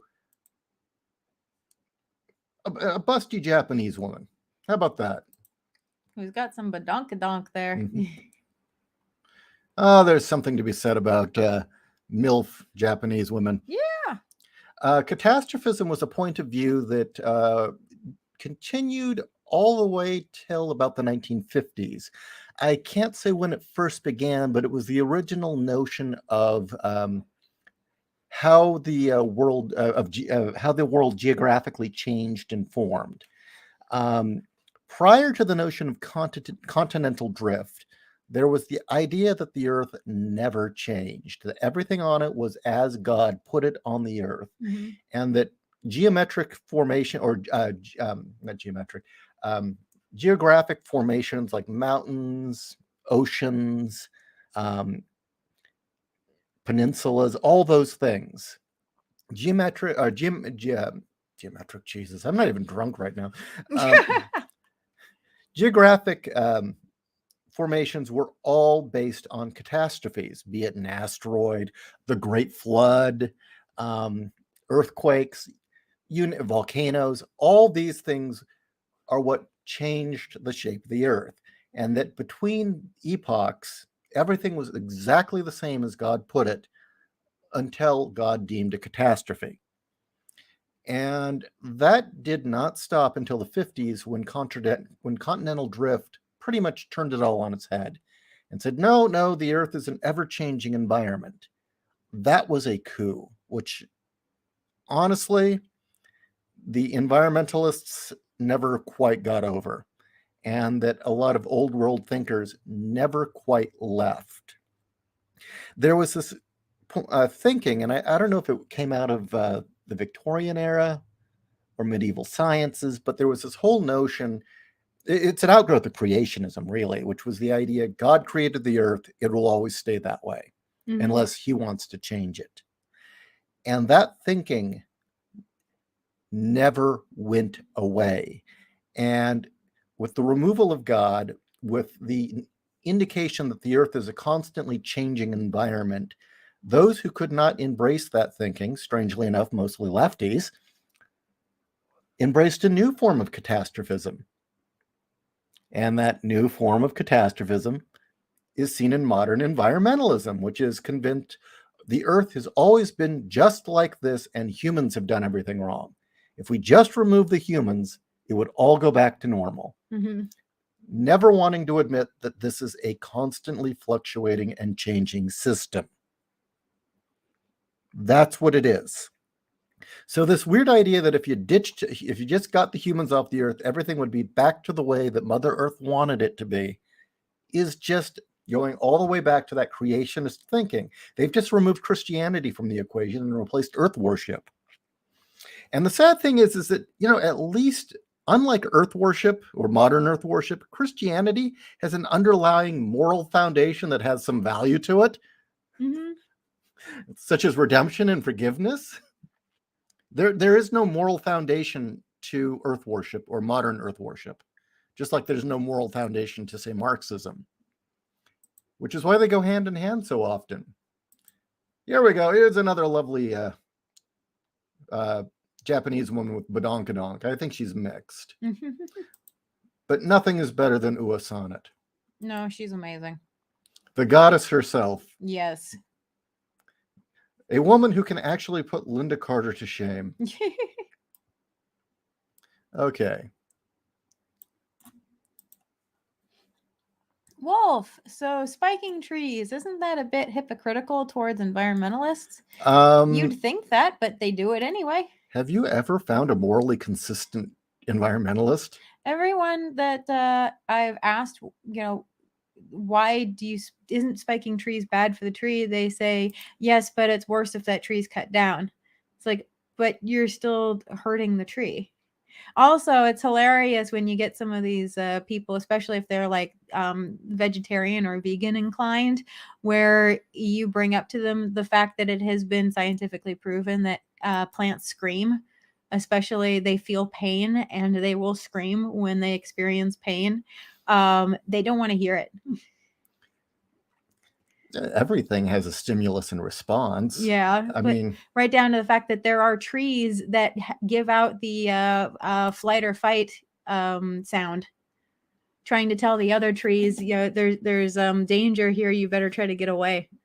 And that's obviously a leftover from some distant evolutionary past, but still, the fact that they do it.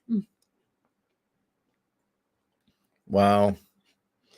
Bermando, nature hippies think they can predict and change the environment the same way commies think they can predict and change the economy.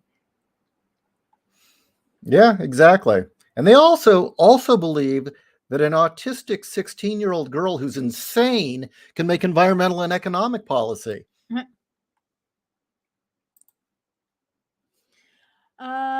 Underworld, since Hitler is a vegetarian, does it mean that vegans are worse than Hitler?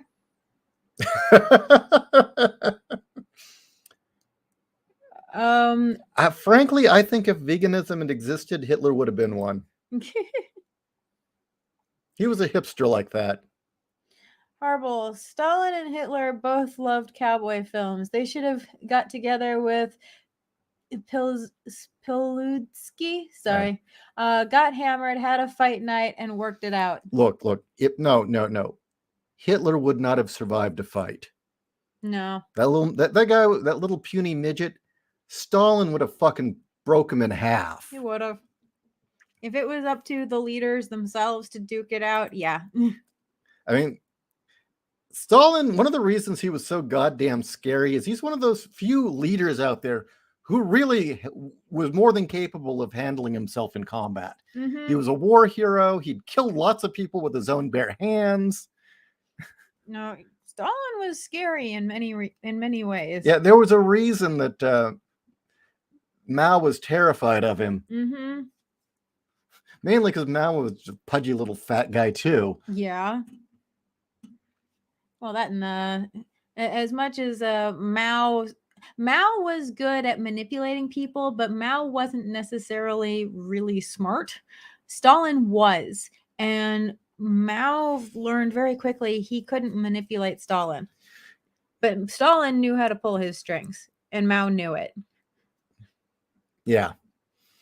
Now, the thing is for the legend that Hitler has, Stalin was far more frightening. He was. He killed more people. He was smarter. He kept his empire. Mm-hmm. Okay. And he was a man's man.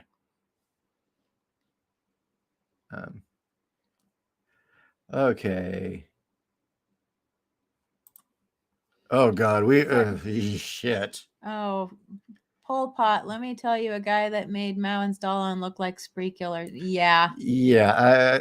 We're not talking about Pol Pot. because Cambodia is, I keep saying it, when you finally hear of what had gone on under Pol Pot, it literally is like a cross between the worst thing you'd seen in Saw meets Hellraiser.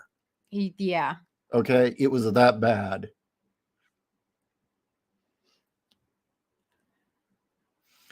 Okay.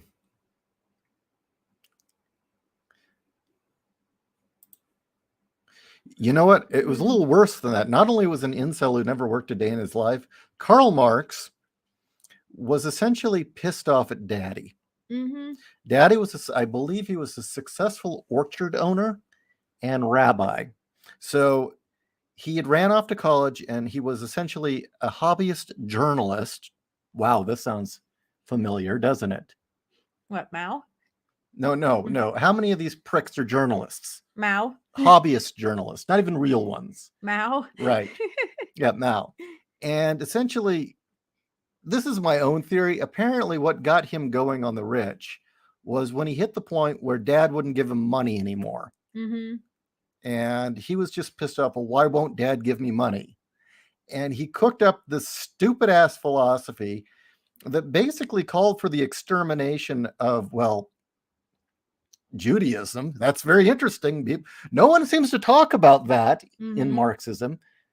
And Dad, a long line of successful rabbis, including Marx's older brother, a rabbi who wanted nothing to do with that sicko, he creates an ideology that flat out says Judaism and all things Jewish need to be tossed into basically the oven.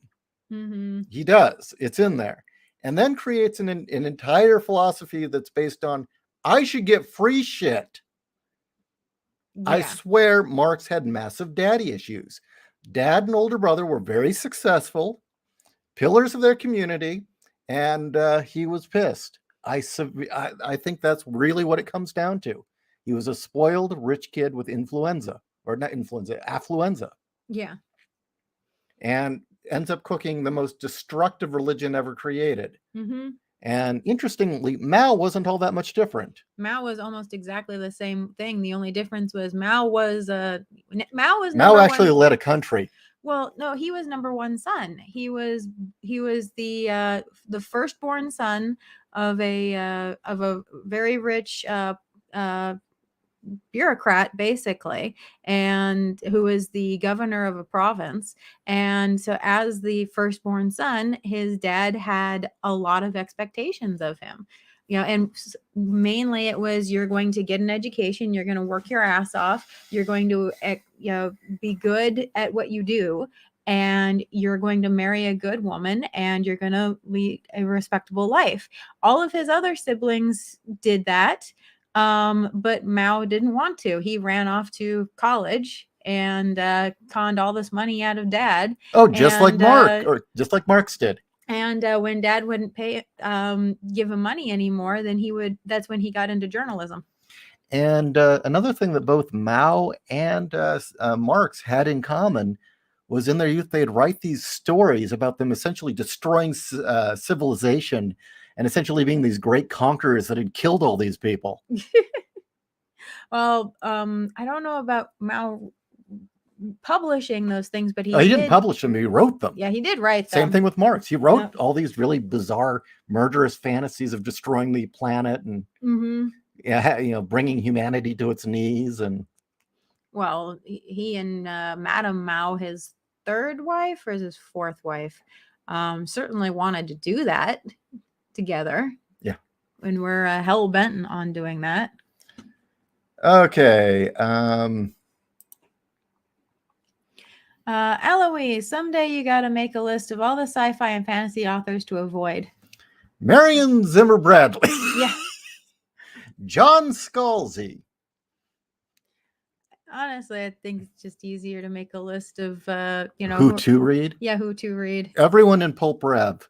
Yeah, everybody in Pulp Read Rev. them. Read everyone in Pulp Rev. You're not going to get any pedophiles. No, you will or not. communists. No. I have heard on good authority that John De La Rose is someone you can trust not to be a communist. Really? Yes, I have heard that there is one thing he isn't, and he isn't a communist.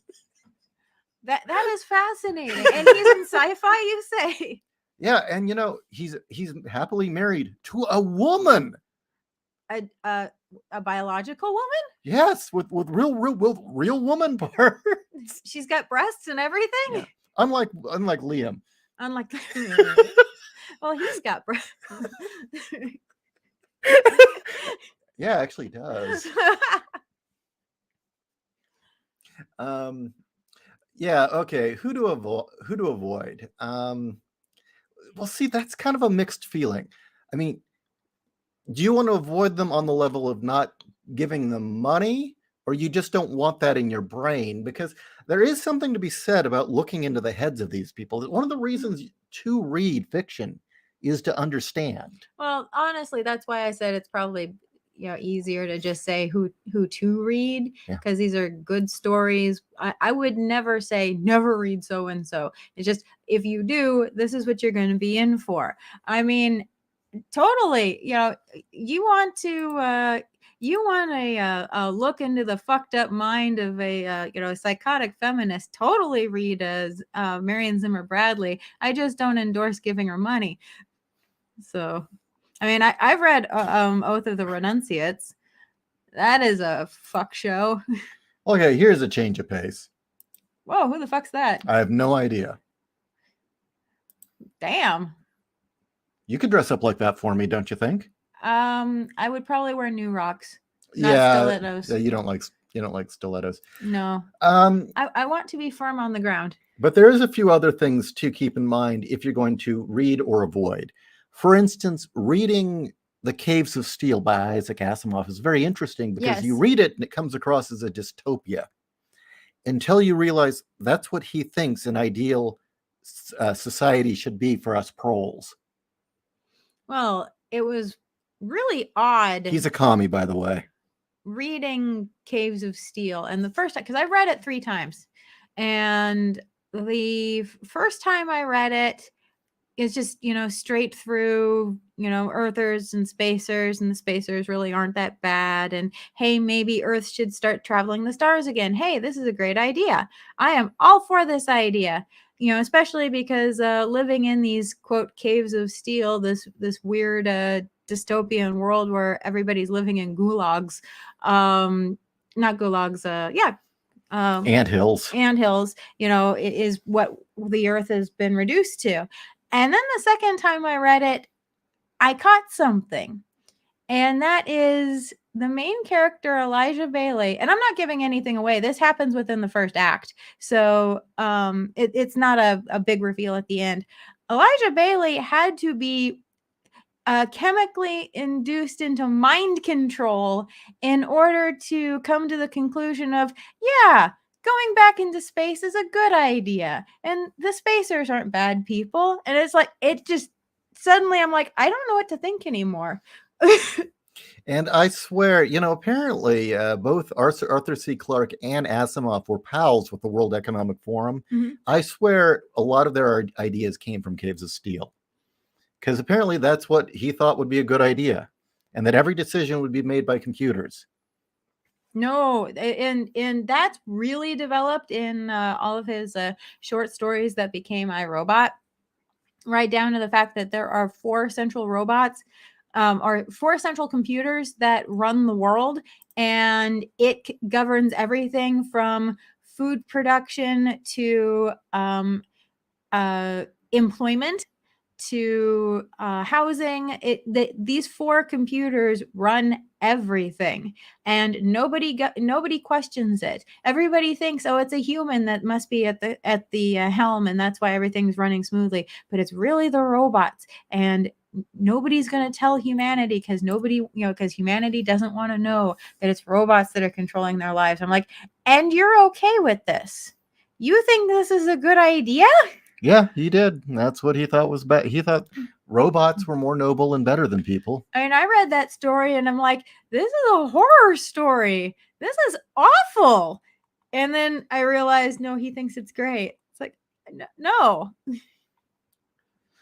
Okay, so we got a comment here. To Sean, you ever notice that these people are more obsessed with power over morals? Just ask them why you can't be racist towards whites. It's very clear because all they talk about is power. Have you noticed that? And there doesn't seem to be any even real thought or meaning behind morals. It's just there. What end, right? It just okay. Let's do an old standby. One of the most gorgeous women ever to live. Yeah. Never hurts, right? Nope. Never hurts. Actually, finding out that she doesn't buy clothes from hoity-toity Hollywood places is like, okay, where are you getting your clothing from? I should be shopping there. Oh, that shirt she's wearing. Yeah, she probably got it custom made. She probably shops at Jeanette Goldstein's store. Oh, probably. Because, you got to buy bras from Vasquez. Yeah. Okay. Marx versus Alan Moore. Who'd have a heart attack first? That's from Acid Trip. Well, Marx was a fatty and a coward. And Moore is just kind of rail thin and so stoned out of his mind. Huh? That's kind of a weird... That's a puzzler. That's a puzzler. That is a puzzler. That's kind of like saying who would win in a fight, Pee Wee Herman or Ed Grimley. And only Gen Xers are going to get that one. Oh. What type of fight? Like a punching fight? Celebrity death match. Or a dance off. A dance off. It's kind of a hard call.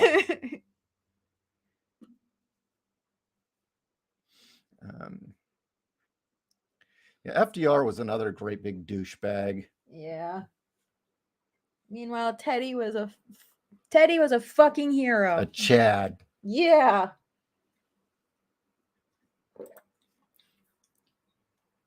It's kind of sad that you actually have to censor yourself, Aloise. That shows part of the problem.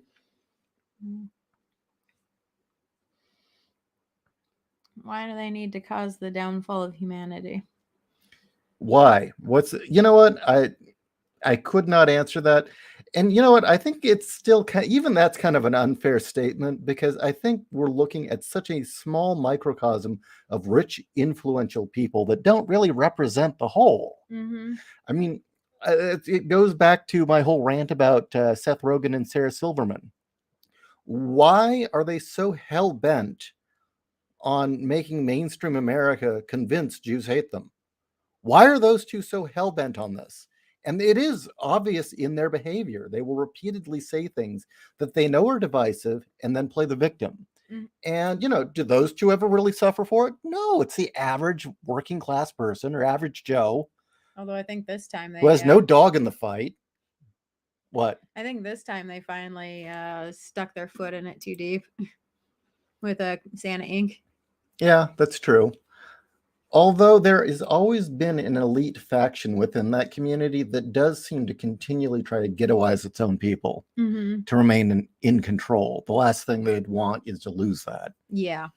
And I think that has something to do with the way, way, way back in the pre-Christian days of tribalism. But no, I think really we're seeing a very small group of very, very rich and influential people behaving in such a way, and the rest of them have the rest of their people suffering for it. I don't know. Are we going to get into trouble if we go on this line?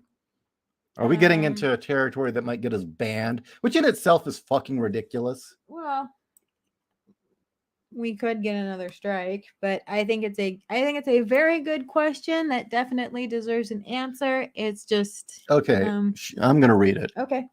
Underworld Dream asks, so a Jewish person invented communism, and a Jewish tutor later became the leader of Germany and caused the Holocaust. Well, the claim is that he was half Jewish. And I've gotten that directly from, what is it, the Holocaust, the people who run the Holocaust Museum. Oh, Museum of Tolerance? Yeah, and that's a regular thing, that apparently Hitler was half Jewish. And George Soros causing problems, who was both a Nazi and Jewish. Yeah,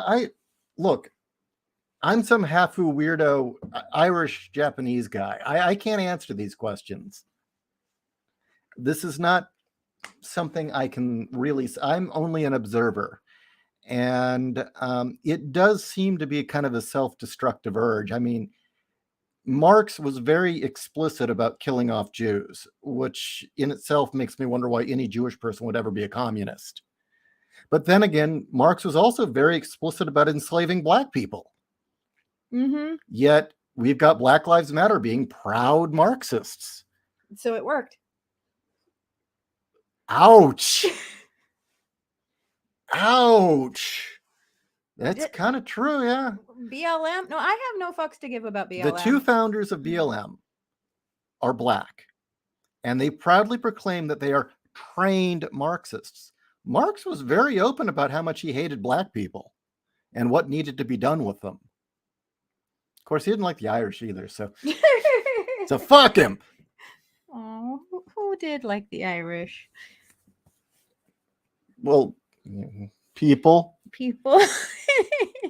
People.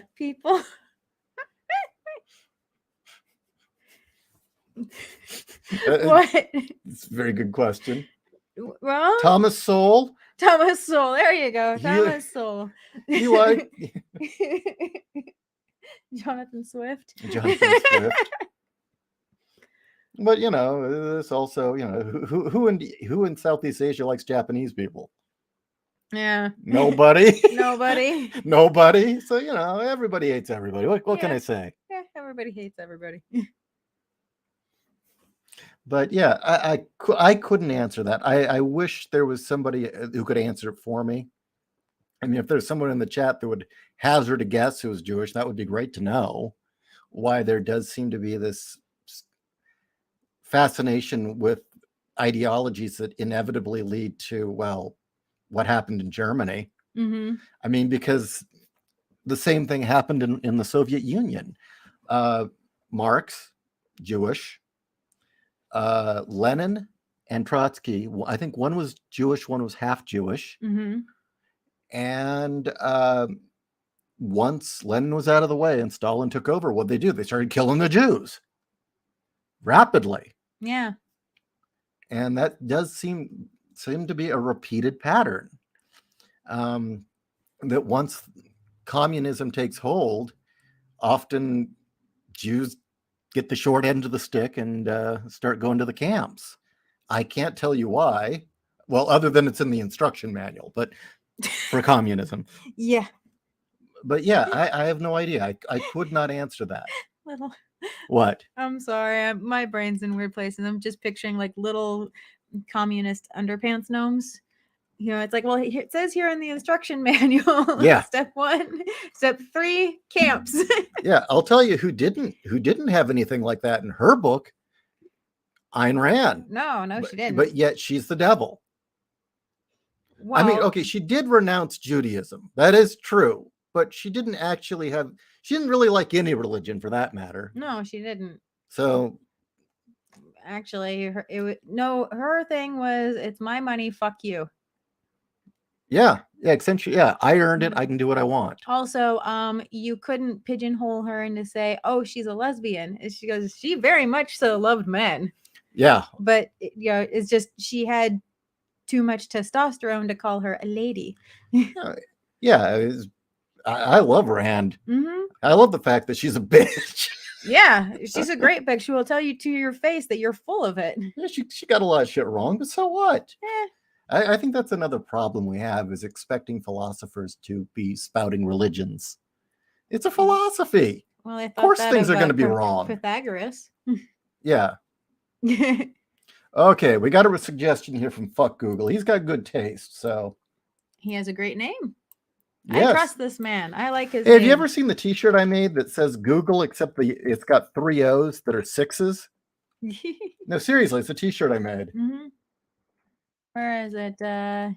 My current chesty babe is Solomia Maevska. Well, I married my busty babe. Aw.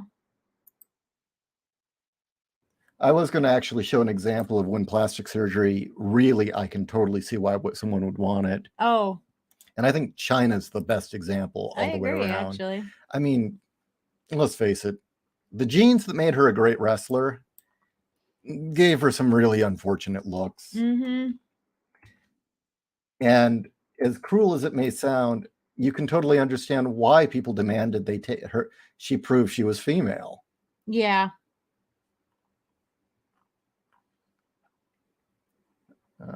Okay, this is his current busty babe. Let's see. Come on, load, you son of a bitch. No, that's not very good.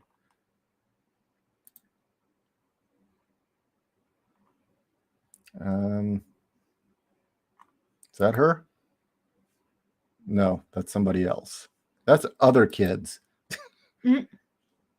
That's horribly photoshopped. She looks like Martina from Nerd Forge. I mean, there's Martina? elements of her. Yeah. The girl on Nerd Forge. Oh yeah. The I don't know. I'll be okay. I'm going to be honest. I can totally see the attraction, but I think she's a little too slim in the hip area. I like that bombshell curve, but yeah, I can see the attraction.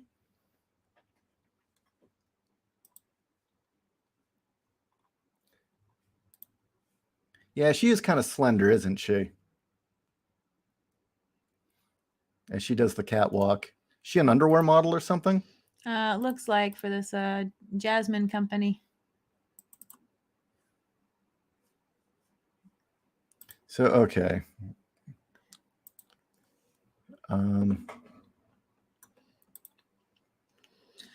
Tweldy, I found Ravages of Honor Conquest on Amazon and bought it. Oh, I'm curious to see what you think. By the way, did we answer your question earlier? If you had put in the comments and answered that previously, I didn't see it.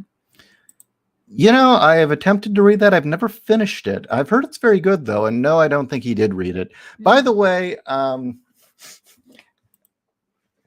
going to kind of tear into Asimov. Okay. He was a very intelligent man. I will give him that. The guy was smart. He was also an elitist piece of shit. Mm-hmm. He lived in Manhattan. He thought that was the world. He had no concept of the world beyond Manhattan and his books. He also didn't want to leave. Yeah. And it was because he lived in a little shoebox apartment in Manhattan, he thought that humanity would just fine living in the same environment. That we could just be piled into great big anthills like Manhattan and leave the environment free and alone to be preserved. Sound familiar? Mm-hmm. Someone who also completely benefited from American free trade and freedom was pro-communist. I can't stand that. Absolutely. Do you think, yeah, as if anyone in Russia would have the luxuries of Manhattan? Seriously. But there's also another thing. He claims that he thought of the foundation in high school. Okay. I can see that. I see the logic in a high schooler in that. Because I swear he had it mapped up, and then he came up with the mule, the outlier that messes up the plan, and the mule did exactly that. It messed up his own plan. So yeah, 'Cause essentially Trump shows up and yeah, fucks it all up. yeah. Now here's the other thing that I find, okay, Asimov essentially wrote lots and lots of logic puzzles in his stories, and I realize that's a genre and people really enjoyed it. Oh, those were fun. Those stories were fun. I still like Little Lost Robot, and I forget what it's called, but it's the one with QT, where the robots build a religion over their job. Those are two of my favorites. Now, the thing is, his robot stories, he kind of ripped off. Okay. And What do you got from Amazing Stories? he didn't really credit the person who influenced him, or at least I never heard of him crediting. There was an author, a pulp writer named Jack Williamson. And as we know, the pulp writers, the pulp side of sci-fi was really pushed aside by the hard SF people like Clarke, Asimov. I'm trying to think of the other ones. Those are the two big names. But the hard SF people really pushed aside the adventurous aspects, the pulp aspects. They didn't see that as very serious. So I'm going to try and find the novels before I jump in. Okay. There is a story called With Folded Hands, which you can listen to by Williamson, because it was done by multiple radio shows, including X-1 and Dimension X. Now, in Williamson's novels, he presents a world very similar to Asimov's, except it was an alien race who invades Earth via convenience. It just sends to Earth these robots that start doing everything for us. I'm trying to find... Isn't that what happened with To Serve Man? They came to Earth, started doing everything for us, and basically getting us fattened up. Let's see. Yeah, I know this is just sounding great, us rambling on air. Well, rambling's not bad.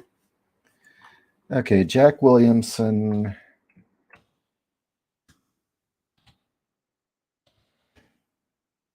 But yeah, he did a series of stories. Astounding Science. Preclude novelette. What are you looking for? Essentially, the robots take over by lulling us into complacency and just doing everything for us, down to the fact that one day we find out we can't even leave Earth because that's dangerous. And the world presented is not all that different from the one that Asimov believed was ideal. The difference was Jack Williamson was writing it as a dystopia. Mm-hmm. And as the stories progress, humans who do continue to evolve develop psychic powers and are waging war against these robots that have trapped them. Interesting. In this society of abundance and convenience. Interesting. Yeah. And just the sheer amount of things that were taken from Jack Williamson's work. Although I do find it interesting.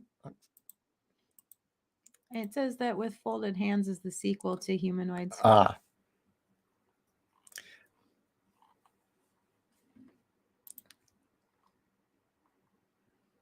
What are you looking for? I was wondering if this might be a decent description. Yeah, I don't know. I'd say... fuck it, whatever. I think I said enough. But yeah, With Folded Hands and Later Than You Think were the two that were in radio shows. So yeah, Delver. It's a great story, very influential on Lucas THX 1138. Oh, really? Is that what what really inspired him for it? Okay.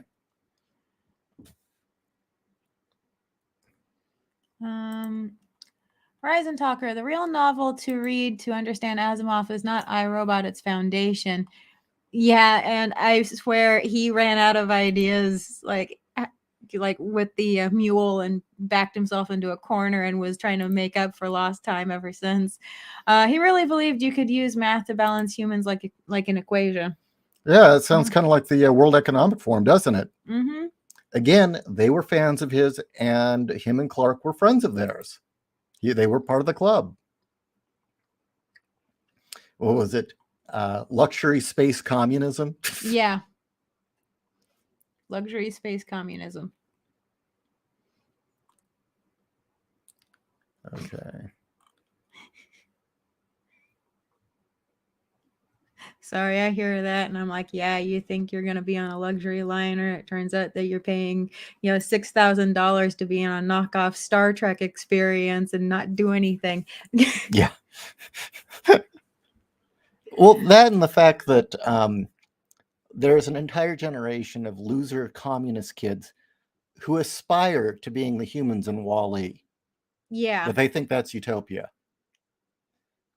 It's like, Well, granted, there's an entire generation that thought the world in rollerball sounded great. Yeah, you're right. The thing is, I don't even think Star Trek The Next Generation looks like an attractive future because it's too tame and boring. I like the original Star Trek. Yeah. Put me on that Enterprise. Well, that Enterprise was a real military. I mean, you didn't have a swinging lounge on the ship, for one. Again, if I was someone who wrote extremely quickly, like that John Delaroz bastard. Isn't he coming on tomorrow? Yeah, we're going to bring John on tomorrow to talk about this bullshit with Liam. Excellent. So he can promote his book some more, because that really upsets me, just the amount of anger I feel over that. He went to a Kickstarter, right? Indiegogo. No. Indiegogo is the one that got it pulled. I don't know. We're gonna hear it from John. Okay. But no, if I were like John, or with John C. Wright, or maybe that's my problem. My name isn't John. Well, you do have a J. Yeah, I don't like that. Well, you could do who is it? Was it John Carpenter? John Carpenter. Okay, I'd be okay with being named after John Carpenter. Not, well, isn't that the name Klaatu used? Yeah. Yeah. Except that John Carpenter is really his name. I know.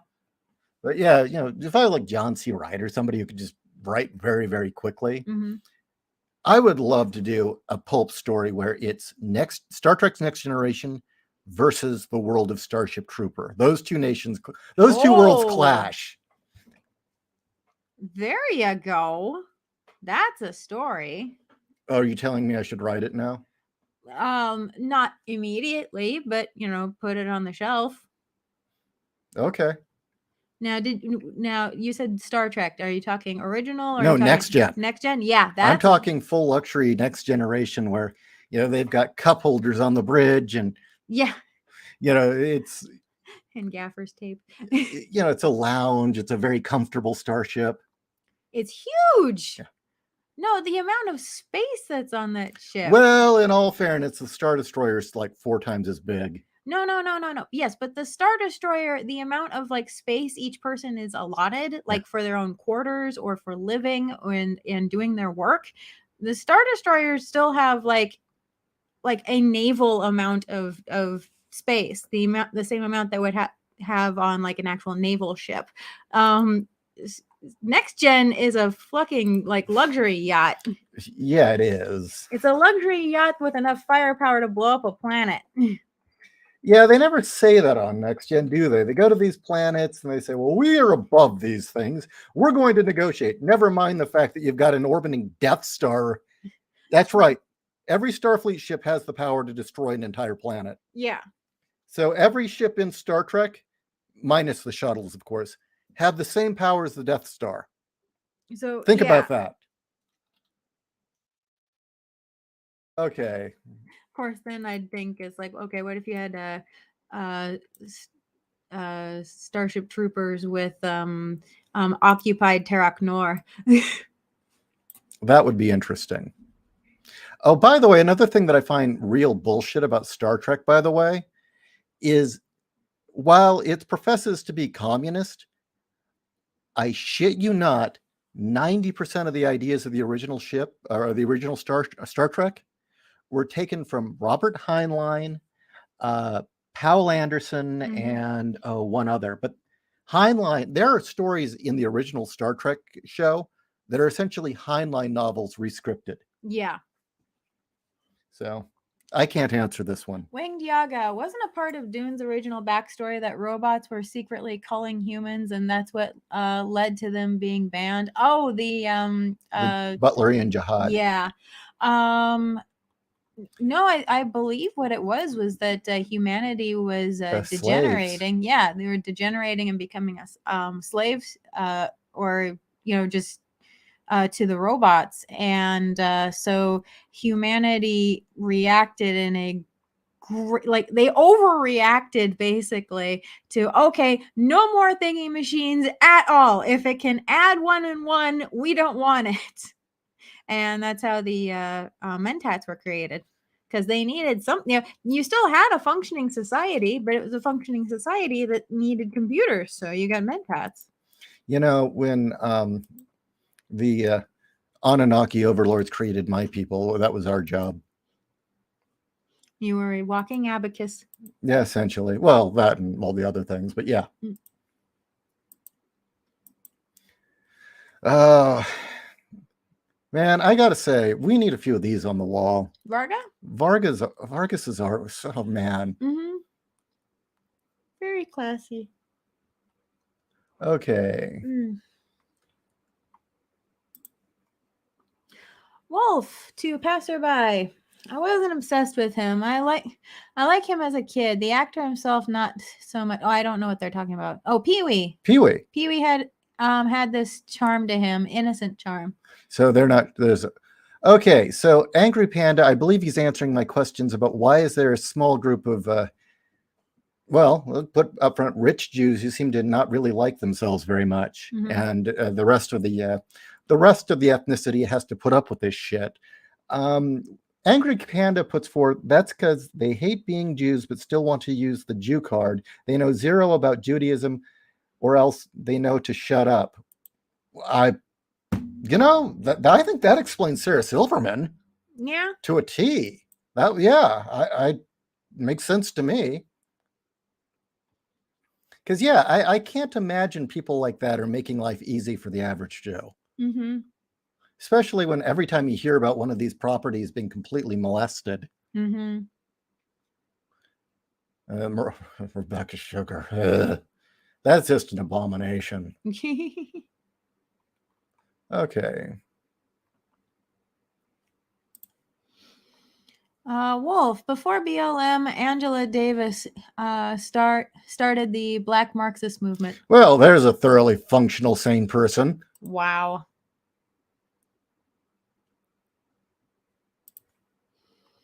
Retneck. Marx believed that black slavery was necessary to serve as the lesser man to do meaningless labor so that intellectuals could pursue time in scholarly and artistic outlets. Well, there you go. Even Marx thought, hey, we can't have this without slavery. So is that where the Soviet Union went wrong? North Korea went wrong? China went wrong? No, China does have slaves. Yes, China does have slaves. Never mind. China actually got it right. They have slavery, so they're real communism. Well,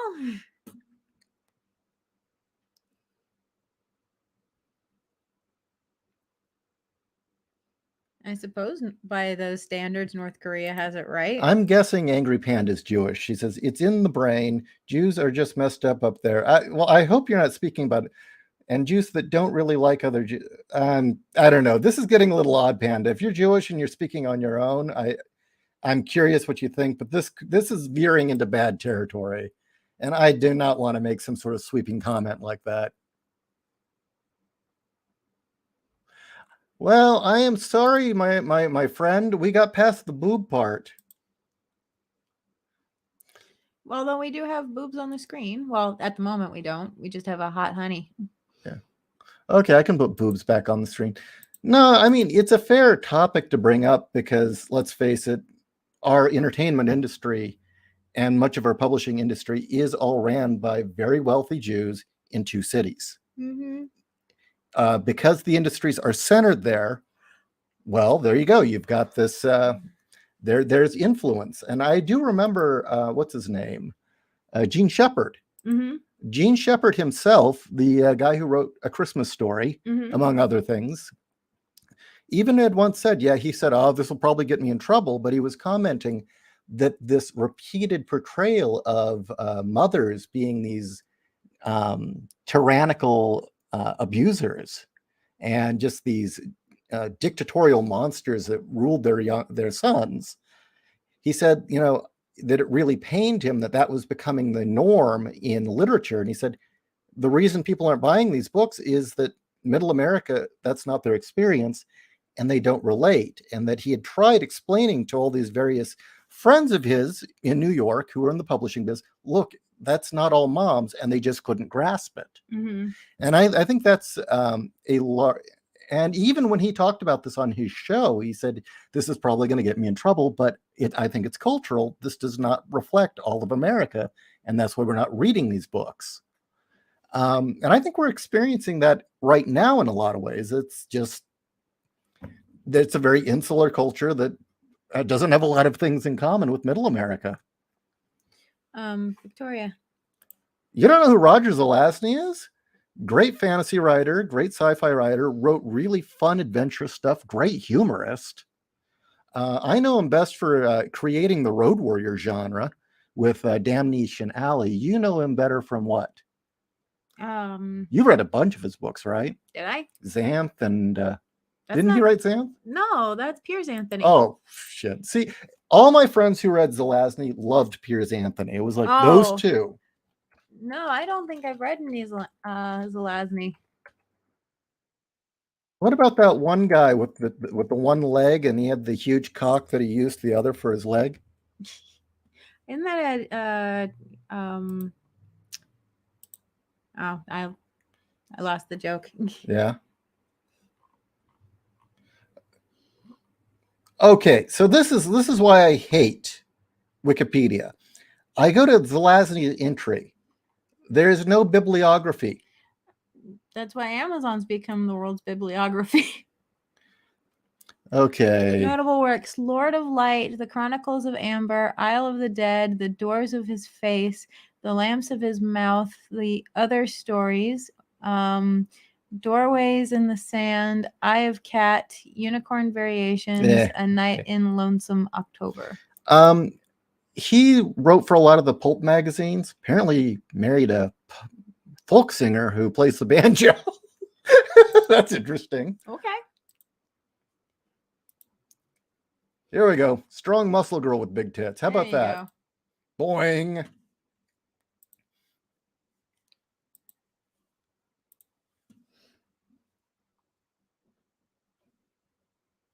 Could any system of government create a pocket city society? I'm not sure, really.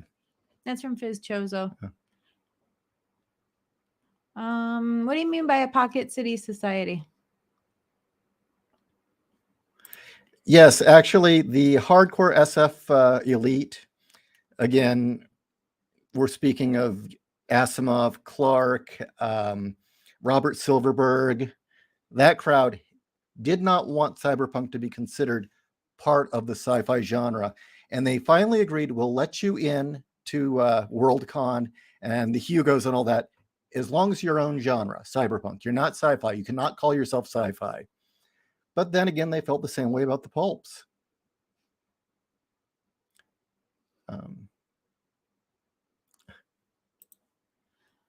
Kenneth, you're talking about Call Me Kenneth.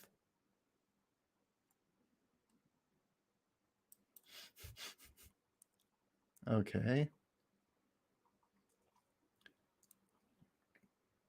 Wow, they got ahead of us. You want to have dinner? I'm getting a little hungry. Yeah. Yeah, I mean, this is fun. We have. I am speaking from an experience, yes, and I enjoy. Well, geez, maybe we should let you just talk sometime, because again, I've got my own thoughts and I have my observations. I've dealt with the entertainment industry from the inside. I've dealt with some bizarre shit from spouses of my siblings that were in some ways impossible for me to understand. And just watching what's going on right now. And it kind of pains me to say what writing Boobs of Steel, for instance, going through, I mean, this is a book about our archetypes and our beauty, our idea of beauty being thoroughly dismantled. And again, it's a shame that I have to say this and say, I fear the repercussions that'll come of it, but that says something in itself, that just how many people in this book that are attacking these things are all Marxist Jews from New York. Why is that? And it's just, I don't know. It's like, well, there's clearly a pattern here. Why?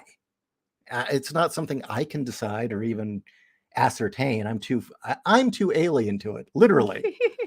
So yeah, maybe you can enlighten us and give us educate us. How about that?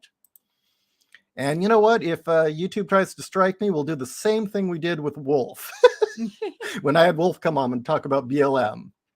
Man, that was hilarious. Yeah. Which is, Wolf, I still owe you a frickin' show. You want to try for Friday again? Now that there's no daylight savings time, I think there's less of a chance of us. No, we are now on daylight savings. Oh, now that we're on daylight savings, we're on the same time schedule. So I don't think there'll be any scheduling problems. No, I don't think so. It's just odd when we go to mountain time. Yeah, let's try Friday, okay? But Owen, New York truly is a corrupted cesspool, isn't it? That was what I found in my what is it? The videos from Holler Back about catcalling. Is all their videos really proved once you research it is that New York's a shitty place to be. Because other cities didn't have that problem. Okay, so yeah, maybe we can bring well, that doesn't matter. Wherever you are, your time zone isn't conflicting too bad. So unless it's like a thing with you might mean culturally. Oh, there's a cultural difference. I have no idea. Well, he has opinions though. No. Well, this has been a fun random show. Yeah. Tits everyone. You know what I'm going to do for these shows from now on? I'm just going to get as many screen-friendly, safe for work titty shots I can, and we'll just cycle through them.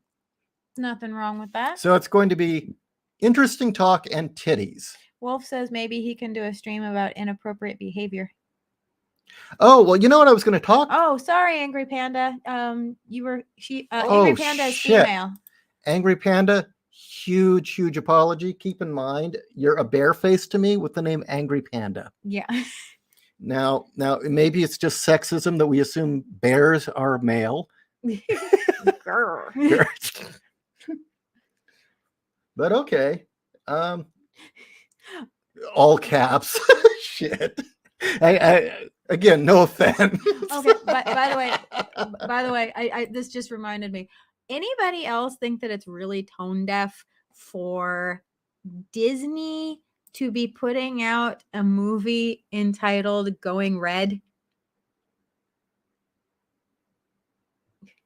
Communism. Oh, communism. And it's about a person becoming a panda. Okay. I don't know. I saw that and I'm like, oh, wow. I found that tone deaf, but that's just me. They're turning into a giant red panda. No offense to you New Yorkers. I know that your city's produced a lot of great stuff, but that was my experience, Redneck. It was not a very friendly place to be. Yeah, that was some of the rudest service I've ever had. It was the only time I'd ever saw two cabbies almost get in a fist fight. Yes. over who was going to drive us. Yes. And I have never heard such a diverse language of insults. Yes. In multiple languages. Well, what was it? The one guy was Pakistani, and he was screaming insults at the African dude. There were two cabbies, and they were screaming insults to each other in their own languages. Yeah. It's like, wow. Yeah. We'll have to tell that story sometime, our trip to New York. Yeah. I don't know. I don't really ever want to go back. I don't want. There was a time where I did, but I don't now. I want to stay as, I feel bad because my brother's on the East Coast, but I want to stay as far away from the oceans as possible. Which was strange because Chicago, or at least outside Chicago, I just felt like I was in the zombie apocalypse. Yeah, it really did feel like the zombie. Yeah, the dude in 28 Days, when he wakes up and he's walking down the street, it's just like, hello, where is everyone? Okay, Angry Panda, one other apology, by the way. Okay, just keep in mind how many times I called Marv a man. Yeah. Okay, Marv isn't man. In fact, I think I still make that mistake. When I'm tired, I do, which is frequent. So, JW, no New York cabbie ever. Diversity is our strength. Remember the guy outside the hotel that just kept walking in circles, with giving everyone horrible looks, and his hat said "fuck you"? Yeah. And he kept bumping into people purposely. Yeah. I was like, okay, let's leave. Let's go now. I'm used to West Coast weirdos. I don't know what this East Coast weirdo is going to do to me. All right, let's go eat. Okay. Good night, everybody. Thank you.